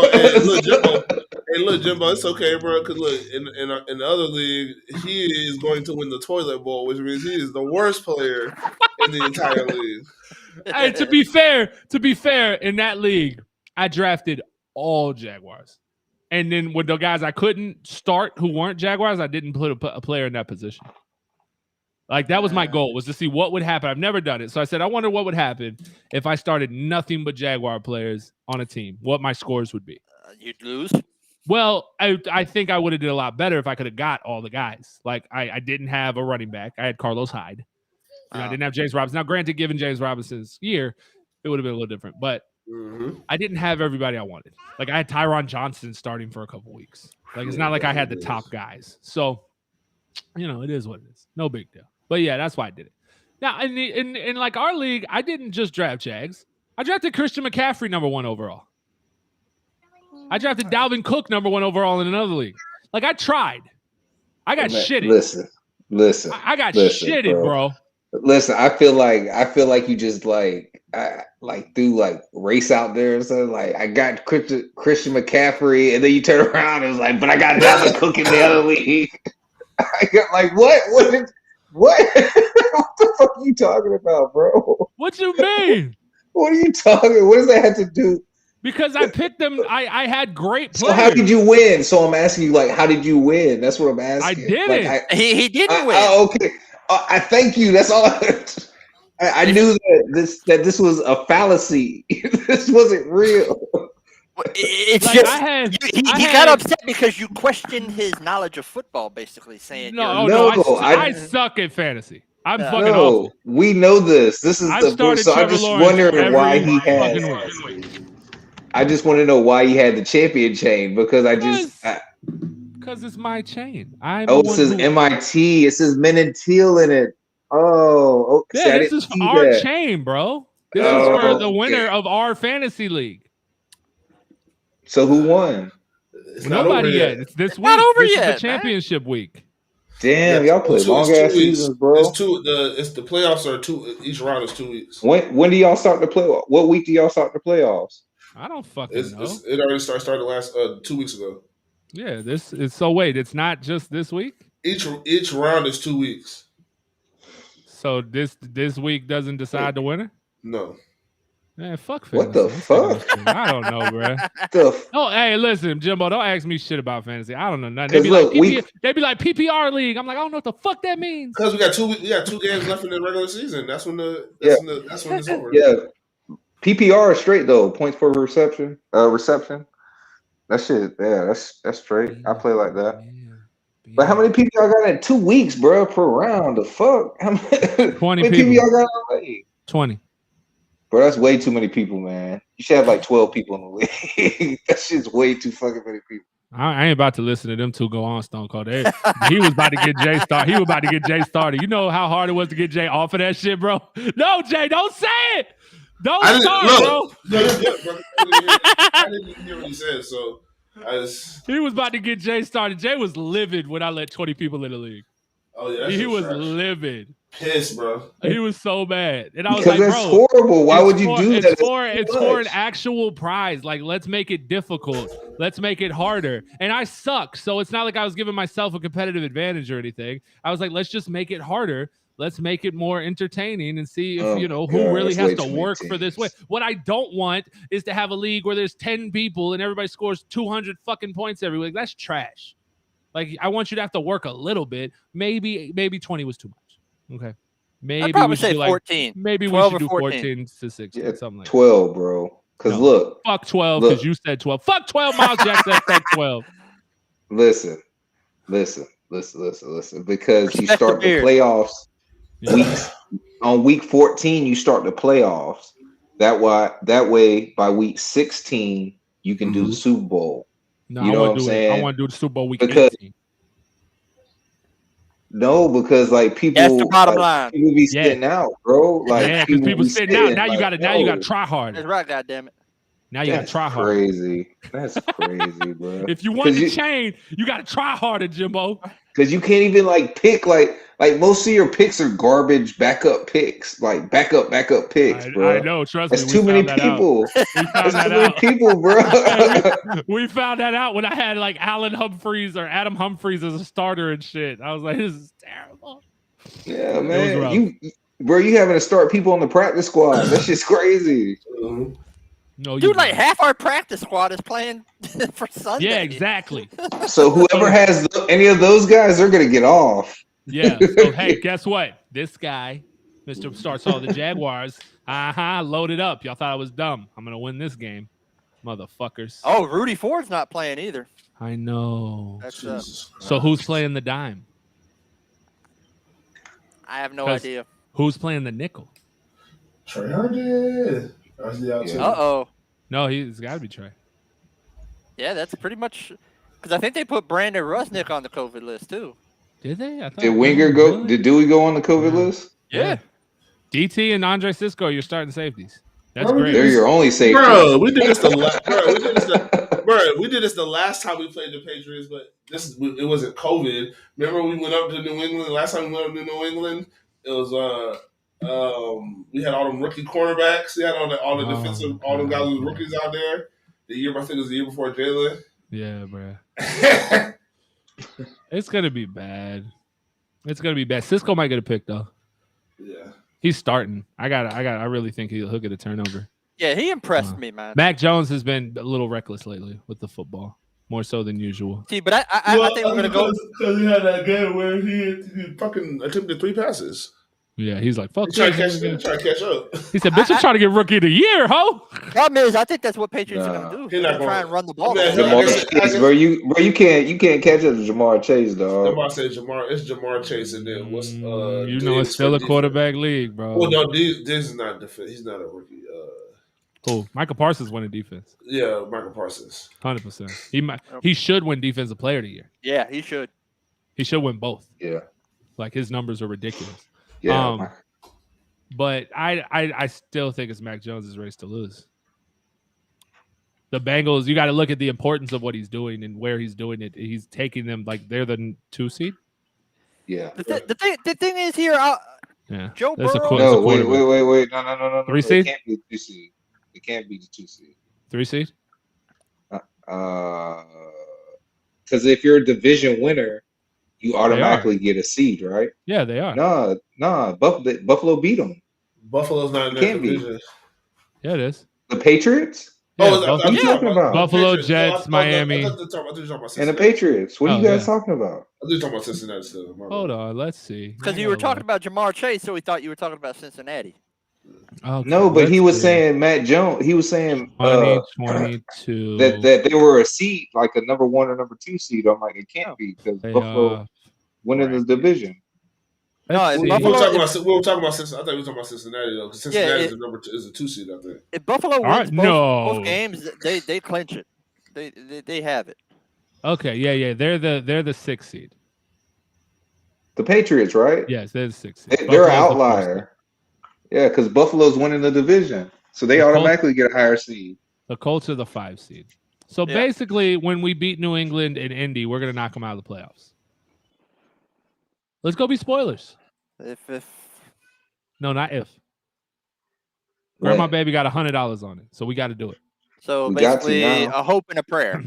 I'm about to message Hottie right now, and I'm about to tell him Grandma Baby got $100 on Jacksonville, so let them boys know they got to cook for my guy. He's gonna like it. He might even retweet it. No. He can't tweet me because he blocked us on Twitter. I don't think he knows that the person he added on Snapchat is the same person he blocked on Twitter. I don't think he knows that. Because I honestly don't think he knows why the fuck he blocked us on Twitter anyway.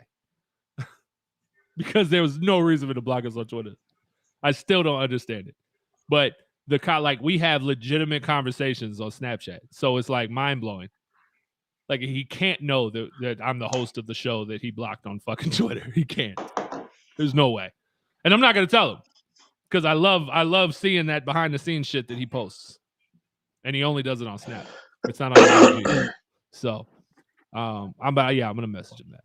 I usually send like a hype message before every game. Like I send like some, hey man, y'all boys fucking slaughter shit, da da da da, and then he'll write back and da da da. It's pretty cool. I would screenshot it, but then he'd get notified and then he'd block me. So I need to use my work. I need to use my work phone to record my phone, so you guys can see it sometimes. That's like some stalker girlfriend shit. Well, maybe you should stop doing that. You know, like we're kind of superstitious over here, so maybe that's why the bullshit keeps happening and we keep losing. You blame me? What I'm saying? Ooh, like, because you said like before every game you write them. Like, bro, what? Maybe you should get a fucking haircut, Jimbo. Listen, my hair has nothing to do with. It does. It has nothing to do. Okay, listen. Choose your words. When's the last time you got a haircut? Hey man, Jimbo, tell him to ease up, man. Have we won a game? Have we won a game since you got a haircut? I don't know. We probably not, because we ain't won a game. Hey, unless you've got a haircut since Buffalo. We ain't won a game since you got a haircut, bro. Yeah, I don't know. Oh, shit. That's my way to take that up. Bro. We fucking all right. As a franchise. It's so bad. It's so bad. Everything is so bad. There's not like I was sitting here and I was drawing up plays. I'm working on my scheme and shit, working on the playbook for my team, and then I have not Tyson Campbell. I had Andre Sisco's interview playing on my phone, and a guy walks past at my job and he goes, Jaguars. And I didn't get mad. I was like, yeah, I know. Like I know. Yeah, we're terrible. Yeah, man. Yeah, we are so fucking awful. Everything. I listened to Tyson yesterday. Tyson Campbell on the mic. So bad. Yeah, it was horrible. This is how you know that it's about to be a bad presser. It looks like this. Like they're not like Trevor's presser. He's centered. He's back. They're looking down at the screen. Like you can tell they are not used to this shit. They're like, Can you repeat the question? Can you repeat the question? Tyson Campbell is as bad as DJ Chark at pressers, and they look oddly alike. Similar. They do. Very similar features and very, very childish. They look like toddlers, both of them. They have baby faces. You know the guy that does the fucking TikTok videos, the comedian, the black dude, and he does him, and then he does him as a kid, like pretends it's like his son. Yeah. Have you seen this? Yes. They look like the son. That guy's fucking hilarious, by the way. We should try to get him on the show. I don't care if he's a Jag fan. I just want to laugh. No, that guy's talking about Jason Comedy. Daddy. I think before you say no, I think we should get some McDonald's. Before you say no, I think we should do it because I didn't pee on the floor today. Okay, never mind. I did pee on the floor. I did pee on the floor. We should get some McDonald's. I'm like, bro, that's my kids. Like, no, the dude's fucking hilarious. Dude is fucking hilarious. I'm about to whoop your ass if you peed on the floor. You ain't got no boys, Stone Cold. Them boys peeing on the floor. Them boys peeing on the floor, bro. I don't want to like backtrack too much, but when I came in, you were talking about Cleveland. And it was it the like 3 back-to-back first round 2 top 5 pick? Well, no, it was 3 because it was 3 years of top 5. Yeah, 2 back-to-back number ones. No, but they had 3 in 2 years though, because they had the 2 number 1s and then they had the number 3. No. He said Stone Cold was saying 2 years where they had the number 1. Yeah, I know. But I'm saying, but in those 2 years, they have 3 top 5s, 2 number 1s, but altogether 3 top 3. Yeah, and I think 5 first-round picks total in those 3 years.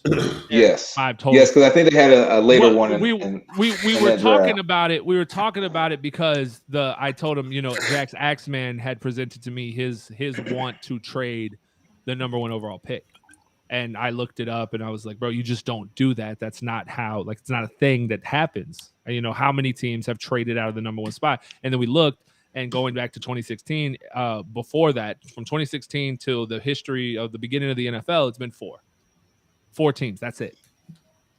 So clearly, it's not something you just do. And there's no number 1 worthy quarterback. Right. So nobody's coming up here.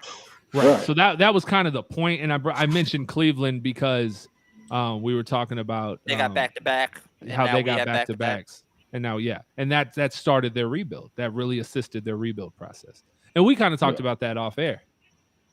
And you brought up some valid points about them and getting Myles Garrett and the moves that they made within those first picks. I think one of them was Greedy Williams, if I remember correctly. I believe so. But I don't. I think he was in the. Did he get hurt? What happened to Greedy, man? I don't know. But he was the one of the later picks in that first round. Nick but I thought that was early really guys. good. Man, bro, he was a lockdown, bro. I thought that was really good. I thought it was really good. And then they got the other corner. What's the other corner? Well, they got that safety. They got that safety. They did get to say. Now they got Ronnie Harrison, who's been great. Yeah, Ronnie Harrison. Ronnie Harrison's fit well over there. Yeah. And I still don't mind that trade. Because we still are. Yeah, he was unhappy. We were probably and we were so deep at safety. Right. Clearly. We haven't even started our best players, and our safeties have probably been the better performing group on the defense. So the secondary's been pretty good this year overall. Yeah, they've been pretty solid.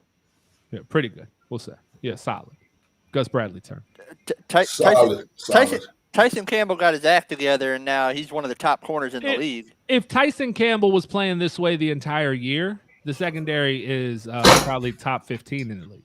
Probably the secondary as a whole, because Dewey has averaged out not great but very good most of the season. His grades, Rayshon has had flashes, and Shaq Griffin has been consistent outside of one game. So probably average top 15 in the league if Tyson had got his act together a little earlier. But I'm not worried about our secondary going in. He was arguing your boy. I'm not even gonna try to say his name again. What's the corner in the draft? Stingley. Derek Stingley. Yeah, he's like, that's probably the best defensive player in the draft. And I was like, yeah, but we're not going to go after him. It's not going to happen. It just doesn't. You're not going to, because you have Shaq Griffin and you have Tyson Campbell and you have the corners. So you need another edge rusher. Like at that point, you have to go with need too. You need another edge rusher. You need a left tackle. You need a wide receiver. Corner's probably 4th, 5th on your list. You're not going to take him to number 1, even if he's Jalen Ramsey. It's just not the way it works. Basically, we need wide receiver, offensive line, edge rusher. I'd consider maybe another linebacker. Will Dylan Moses get to play this week or next? He's on the COVID list. Yeah, I was saying he's on COVID list too. What is he doing? He caught the COVID. You just got activated. Oh yeah, was he at Mascaras? Oh man, RIP Mascaras. I mean, shit. They've been going hammer the last couple. They've been going. They shut down. They're shutting down. They're officially closing. Oh, today? No, I mean it was reported. There's a fire. Yeah, there was a fire in there. Well, yeah, but they were still popping recently, but now they're being shut down officially. Oh, I was gonna say the club is being shut down. They were just in there like 2 nights ago. Yeah, so it's done now though. Yeah, they're shutting it down. I don't know where Frank and them gonna go. Damn, but yeah, with wide receiver, like Jay said, if we can get like 2 pretty good wide receivers in free agency, we'd only have to draft maybe 1 and maybe a late rounder.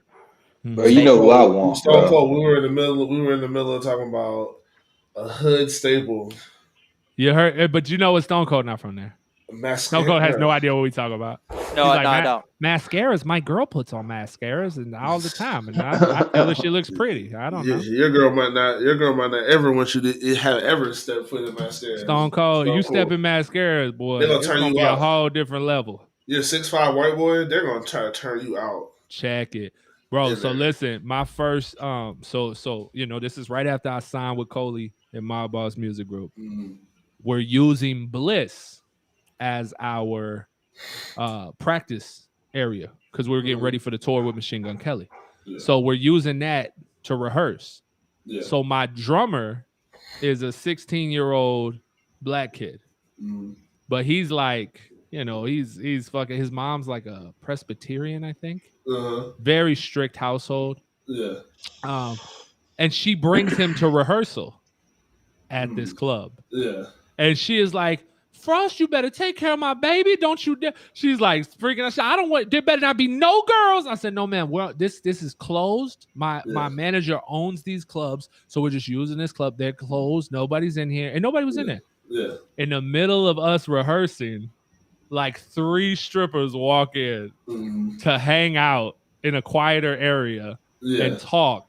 And he's just like, drops the sticks. I'm talking just ass and titties all out, thick as a biscuit. And then they start watching him, and I'm like, bro, come on, tighten up. So he gets his act together, and they're watching us, and they're like, ooh, and they go over by him, and they start rubbing on his shoulders while he's jumping. Oh, that boy skeeted in his dungaroos, let me tell you. Oh, boy, you couldn't tell him nothing. Oh, my God. I know he was at school the next day like, bro.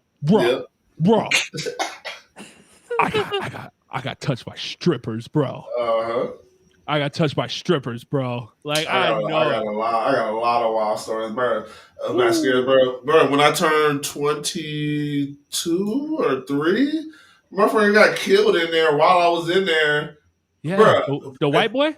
Yeah. Cracker Glenn. Yeah, bro. That shit was wild, bro. Yeah. I was like, bro, I just got some ones. I didn't get to throw nothing, bro. I got smoked the J. Got a couple just getting drinks at the bar. And all you hear, pop, pop. You hear, pop. I was like, oh, I'm in that bit, bro. I'm stepping on strippers, bro. Like, fuck out of here, dog. Out of here. I'm out of here, dog. My homeboy, Kev, he get the car. He was like, bro. Actually, he was the one that was really stepping on strippers. He was like, bro. He's like, bro, I can't die in a strip club, bro. He was like, bro. He said, bro, do you know how that looks, bro? It looks so bad. He's like, bro, my wife and my baby at home, bro, and I fucking get killed in the strip club, bro. He's like, bro, I had to get out of there, bro. Any means necessary, dog. I wasn't going out. Facts, though. Not going out like that. Not going out like that. Not happening.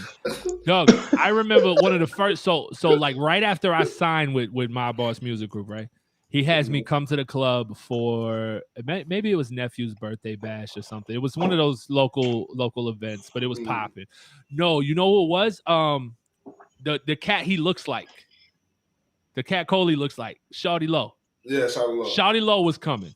And he was bringing him into the club. So he brings Shawty Low. So he's like, hey, I want you here with us. You know what I'm saying? You know, it's going to be a good look for you. So he has a duffel bag, Louis bag, full of cash. It's got over 15 grand in it. And he hands me 2 fucking stacks of ones. He's like, here, man, throw them. And I just looked and I was like, I don't want to. Yeah, for real. Like, can I keep it? No, Frost, throw the money, man. I don't want to, Frank. I'm just telling you the truth. I don't want to throw this. Can I keep it? I've got 2 kids at home, Frank. I'm poor. Like, this is an image, Frank. I don't have any money, bro. Like, can I keep this? Why do I have to throw it, dog? For real. And he's like, hey, he looks at, hey, make sure he throws that. God damn it! I don't want to get shot, so I'm gonna throw it, but I'm not happy about it, dog. And I was so mad. And then he did the same shit in fucking Miami. When we went to Miami, we opened for Flow Rider and fucking did the same shit. Duffel bag full of money. And he's like, hey, you gotta throw this. And we're in VIP with Flow Rider. I'm like, don't want to fucking throw this, Frank. I don't even got no Newports, bro. I didn't have no money to buy cigarettes, Frank. Yeah. And I don't want to ask you, can I hold something? Uh-huh. I ain't even had no money to buy a pack of Potes. So I'm trying to slip some ones out. Let me just slip a couple. He looking at, God damn it, I'll just throw it. I'm just throw it. Mm-hmm. It was terrible, bro. It's so much money. I'm just watching it. It. Just, I could have that. No, I can't. Nope, it's gone. It's hers. It's hers now. It's hers now. I made it rain. Ooh. I made it rain. Yes, Frank. Post pictures of me throwing money. Yeah. That's yours. Yeah, so my wife can see it and try to figure out why. Where did you get that? He gave it to me. Why didn't you bring it home? It wasn't mine. I hated it. Hey, I didn't want to die. I'm a rapper. You know why? You know why I threw it? Because you know why? Because the driver that we had for about 3 weeks, started to disagree with him, and we never saw him again. Okay? So that's why I threw it. And when we asked about it, it was a very serious conversation of he went up north. I don't know what that means. Okay? Sounds like he went to heaven. Sounds like he went to heaven, and I don't want to be the next one to go. Okay? So I'm going to just shut up and rap. That's it. He took him for a drive down by the lake. Down by the lake. He said he went up north. And now that I actually... Lavelle Crawford down by the lake. I didn't even think about it then. I'm thinking about it now. Up north, he went to heaven. He sent him to heaven. Yeah. Stone Cold, I'm trying to fill the rest of this time. Stone Cold, you watched have you watched 1883 yet? No, not yet. Oh man, that's my guy from the ranch. Yeah, that's Sam Elliott. Sam Elliott has the perfect mustache. You cannot duplicate that. I haven't watched Yellowstone, but I'm gonna watch this first. I'm gonna watch this first season. I'm gonna watch this first season, then I'm gonna go back and watch Yellowstone. This shit got real racist real fast. He started asking about the whitest shows he could think of. Have you watched 1883? Hey, that shit hard. Have you watched Stone Cold? Did you watch Brokeback Mountain? Like, what the fuck is going on here? No, I wasn't. I'm sure on that. It was shot well. Okay.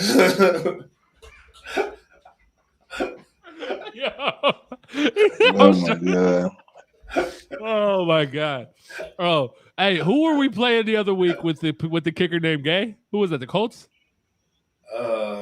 Maybe I can't remember. I'm playing Madden with Major, and he's sitting there, and somebody on the screen. But we were playing that team, and he's like, "Oh my god, that's Gay!" And then he just busts out laughing, and I'm like, "Oh fuck, you can't say that." And he's like, "No, the kicker, he's gay." I'm like, "Shut the fuck up, you can't say." Oh, it wasn't like Fagot or something like that. No, it was the kicker's last name is Gay. Okay. Yeah, what you know what I'm talking about. We did it on the show. We covered the game recently.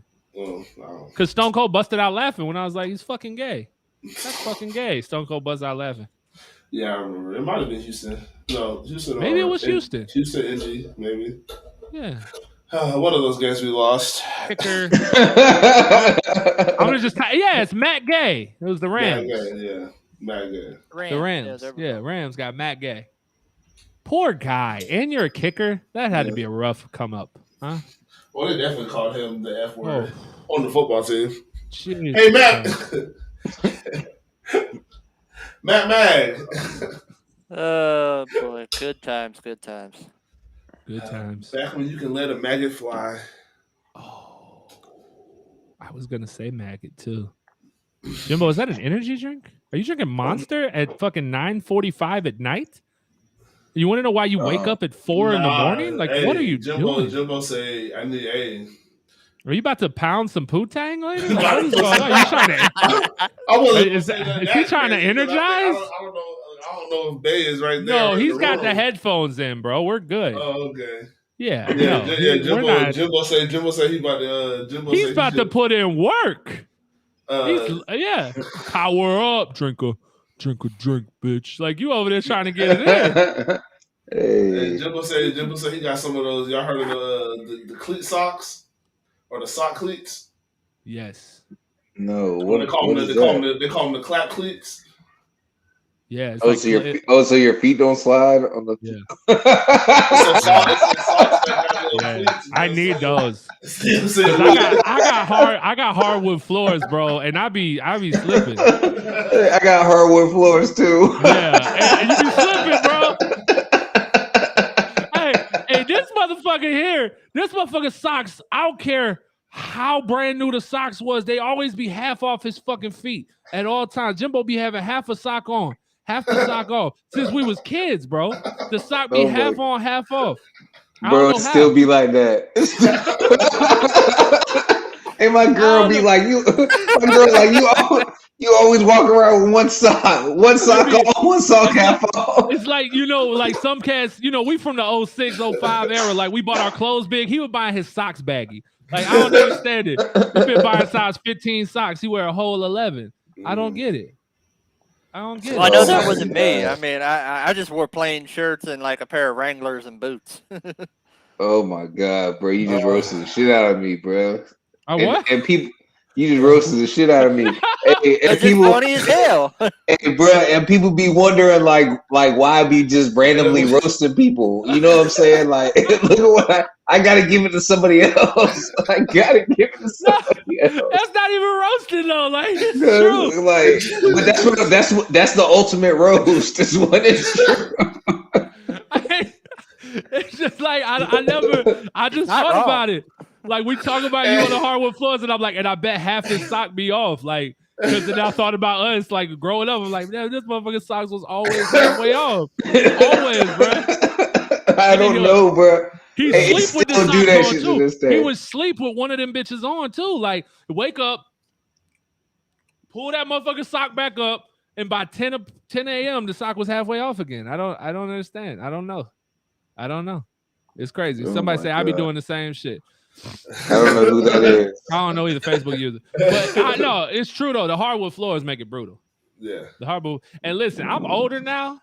Like I've tried to throw back shots from my knees on the bed. It's not the. It's that's a young man's move. I can't do that. I can't really do that no more either. Oh my God! Hey, you fuck around and slip while you throwing that bitch. That's a whole hamstring gone, that shit I told you. That shit I told you the other day about off the side of one leg on the ground and then the other knee on the bed, and bro. Have them towards the headboard where they can't run. Yeah, that's all the leverage you need. Yeah, I drag her to the edge of the bed. Yeah. So here's the problem. Here's the issue I'm having, and it's not that I need sock cleats for me. I mean, I do. Yeah. I need foot cleats for the bed. Because that bitch be scooting across the hardwood floor. Next thing you know, we in the baby room. Like, how the hell did we get here? Like, what the fuck is this? Well, you have to get a bracket on that motherfucker to hold it in place. Yeah. Your big ass moving. Mount that bitch to the Bow! Bow! Bitch, we are 4 feet over. Calm down. You gotta get one of them platforms. Like, you gotta get a bed where that bitch can't move. I may or may not. We need to play a game on the show one day. Like, never have I ever put somebody's head through the wall in a studio. Oh God! You're gonna think so close to the drink. Okay, let me clarify. I put somebody's head through a locker. Okay. You put her? No, I meant while fucking Stone Cold. Oh. Well, I violently smashed somebody's head into a locker. Through the wall in the recording studio. Okay, I didn't know that's what you were talking about. That boy's doing his best 8 Mile impression, boy. He said he had to. To be fair, the studio was at our house. Oh, okay. So, yeah. Me and Jimbo was clapping things in the booth a little bit. No, but hey, listen. He gotta look up. He's confirmed. He's like, is she paying attention? Hey, listen. It's Netflix in the phone. Don't get yourself in trouble right now. Not for the podcast. It's not worth it, bro. No, listen, nah. We don't have that many viewers at my mom's house, right? At mom's house in the guest bedroom. I hate it. I don't because like we know her, so I don't want to like say her name and put her on blast. But right. And we were, she was on her back. I had her lifted up, and every time I throw, she's sliding on the bed. Yeah, and she gets into that catty corner of the wall. And puts a big, hey, listen. Hold on. Bro, he about to demonstrate. He about to demonstrate. Oh, come on, man. Bruh. I mean, breaking lamps. Jimbo breaking lamps. Oh shit! I mean, Jimbo knocking whole lamps off of shit. I mean, just have it. He looking trying to remember now. Like, wait, which one? Because I don't remember that one. Oh my god! Good times. I hated that room. Oh, I hated that room. Which one? Which room? Your guest bedroom. Oh yeah. Yeah.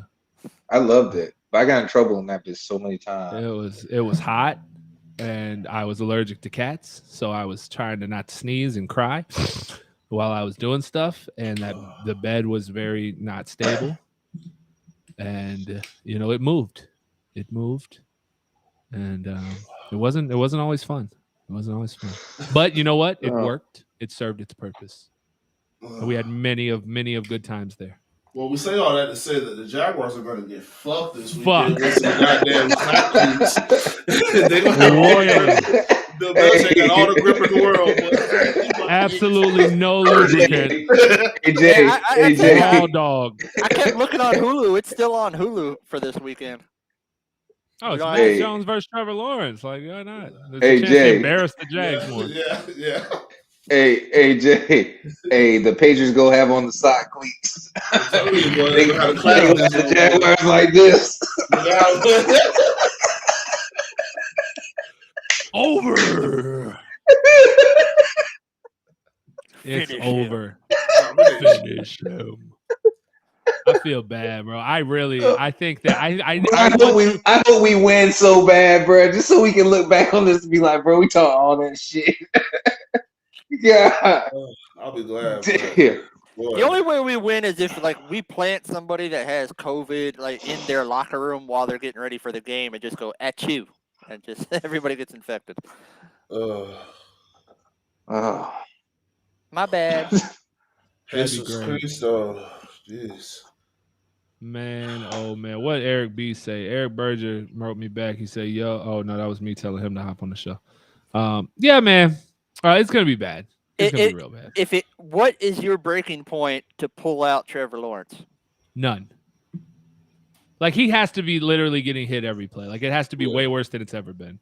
Okay. Because I just don't see a point in it. I think, especially this, because he's about to get a look at a very, very good, well-disguised defense. So I think this is beneficial to him. He needs to be out there, Yeah. I may not have agreed with Jay's theory of 50 times and all that shit, but, because of the targets he would be throwing to, I agree with the thought process on it. I just don't like who he's throwing it to. I don't think it helps that. but it 100% you have to baptize him through fire through great defenses like this. Yeah, but Now, bro, if we're getting ran through like turnstiles and he's literally getting smashed every single play where we're risking injury, you get him out of there because it's the end of the year, and if he gets a bad injury, an ACL or something, he might not be back in time for starting next year. Because plus, if he gets a bad injury, then he's gonna have a limited offseason on how he can train, and I need him training twice as hard as he has. Because Matt Judon is coming headhunting. Well, Matt Judon better know that I got a guy walking number 72 named Walker Little that's going to baptize that bitch. I hope so. That just sounded good. I hope it happens. But listen, this is what I need. If Walker Little's able to do that to Matt Judon, I'm good. Then we don't draft Evan Neal. I'm good at left tackle then. Yeah. I need Trevor to start throwing, bro. Touchdowns? Yeah, I need you to start throwing touchdown too. But bro, utilize your check down, bro. He's been better at it. But damn, and take the safe throws. Like, okay, yeah, I love it that you went down the field and you connected. But bro, take them safe throws, bro. Like, I got you, bro. we need all the positive shit that we can, bro. Nothing safe. This shit is over with, man. There's nothing safe. I didn't get this. We were talking about this earlier. Good thing we can circle back to it. Take the kid gloves off. It's over. He is not. Them bitches ain't been on. Them shits ain't been on. What are you talking about? When did they put the kid gloves on? He's never checked it down. Bro, he throws the ball behind the line of scrimmage. Stop it. Those are design plays. He's never looked to a check down once this season. Yeah, he has. No, I'm not that bitch that. throws. He looks third level, second level, third level throwaway. Yeah, never look first level. But they're not. But they haven't even been calling the plays for him to even he'll go when they do call the plays. He pretty much does just go for it. But they haven't really been doing it all year. They've been keeping the kid gloves off him. And when I say kid gloves off, I'm talking about us and how we talk about him right now. That shit's over with, bro. He's not a fucking rookie no more, dog. No, but that's part of growth. That's part of the game. Like we need him to do shit like that. Yeah, it's part of the game, bro. Yeah, I need you to look better. I just need you to be. Just be better. You just gotta have the wherewithal, bro. That, like I said, bro, whatever for this year, bro. But for next year, bro, I need to see the things that I need to see. Before you got on, I was telling everybody that the black delegation is questioning the nuts of Trevor Lawrence. Like, how much of a dog are you? Because that running play, he should have scored, bro. And we rattled off a lot of names. First they were saying three or four guys, but we ended up rounding off 8 or 9 names of guys in this league that would have scored on that play running. So it's like you gotta have something outside of what the one thing that you're good at. We asked Lamar Jackson to be able to throw the ball very well because we know he runs very well. We ask him to also be a really good passer. If you're supposed to be a really good passer, I need you to work on your mobility. I need you to work on your athleticism. I need you to work on the things that can make you an elite quarterback. Because there's a lot of guys that can throw the football in this game, but the guys who can move in the pocket and move out and get off and get some runs off. Aaron Rodgers is not a threat running the ball for the most part, but he could score when he needs to. And you're more athletic than that. So I need to see that. I need to see what Aaron Rodgers does mobility-wise. I need to see that a little bit more because I feel like you move better than Aaron Rodgers. You're more of an athlete than Aaron Rodgers. But y'all, you want to hear the responses on Twitter? I was just about to ask you that because that's what I was looking at. But yeah, we got some good stuff. From the question. The question asked on Twitter: if you were Trevor Lawrence, give me one question you would have asked Doug Peterson in his interview today. Trent Balky Haver says, if you were to be hired, thoughts on the whirly bird?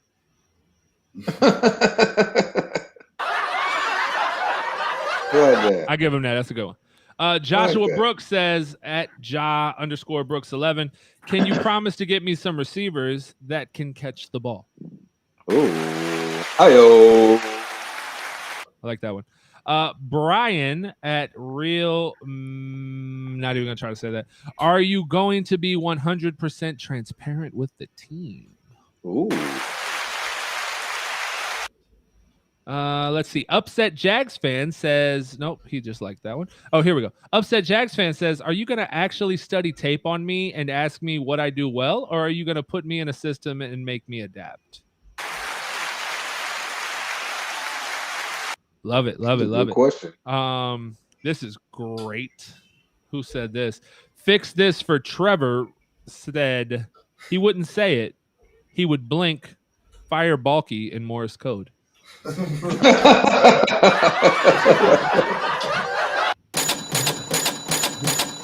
the fucking response of the night right there. That was great. Appreciate y'all for those. That was good stuff. I love it. I love it. Shout out Twitter. Look at that, man. We're learning how to Twitter, bro. Yeah, I'm learning how to Twitter in this bitch. I'll tell you something though. I want Byron. Don't get me wrong. I'm all in on Byron Leftwich, but I will give this to Doug Peterson. Look at the receivers he had on that Super Bowl year. Yeah. He had nobodies. Yeah, they weren't that good. He had Nelson Aguilar, Alshon Jeffrey, Jeremy Maclin. Yeah, Jeremy Maclin. I think so. Yeah. And Clement, and but those aren't nobody receivers. Yeah, but they're not big stars. They're Marvin Joneses. They're Marvin Joneses. But they're not even somebody's. Yeah, they're Marvin Joneses.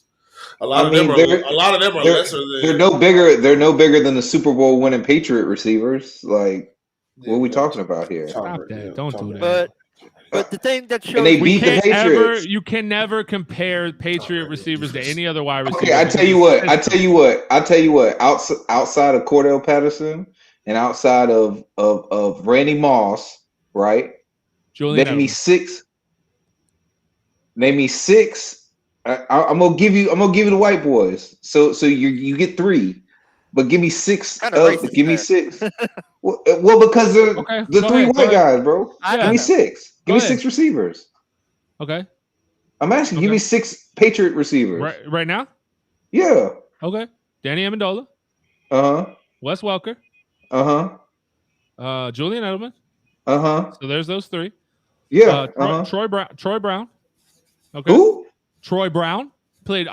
He was the first wide receiver I ever saw switch to corner. Belichick switched him to corner and let him play on defense too. He was their number 1 receiver during the dynasty era. AJ, do you know who Troy Brown is? Yes. Come on, bruh. I don't know who Troy Brown is, but okay, I'll give you that. Troy Brown. Come on, bruh. Troy Brown. N'Keal Harry lose this fight very badly. N'Keal Harry. And Benjamin Watson. Fuck out of here. Tight ends count, bitch. Let's go. No. Yes, No. I said receivers. They count. Wide receivers, not Deion Branch. Boom, Deion 6. Branch. Bam. There we go. Good job.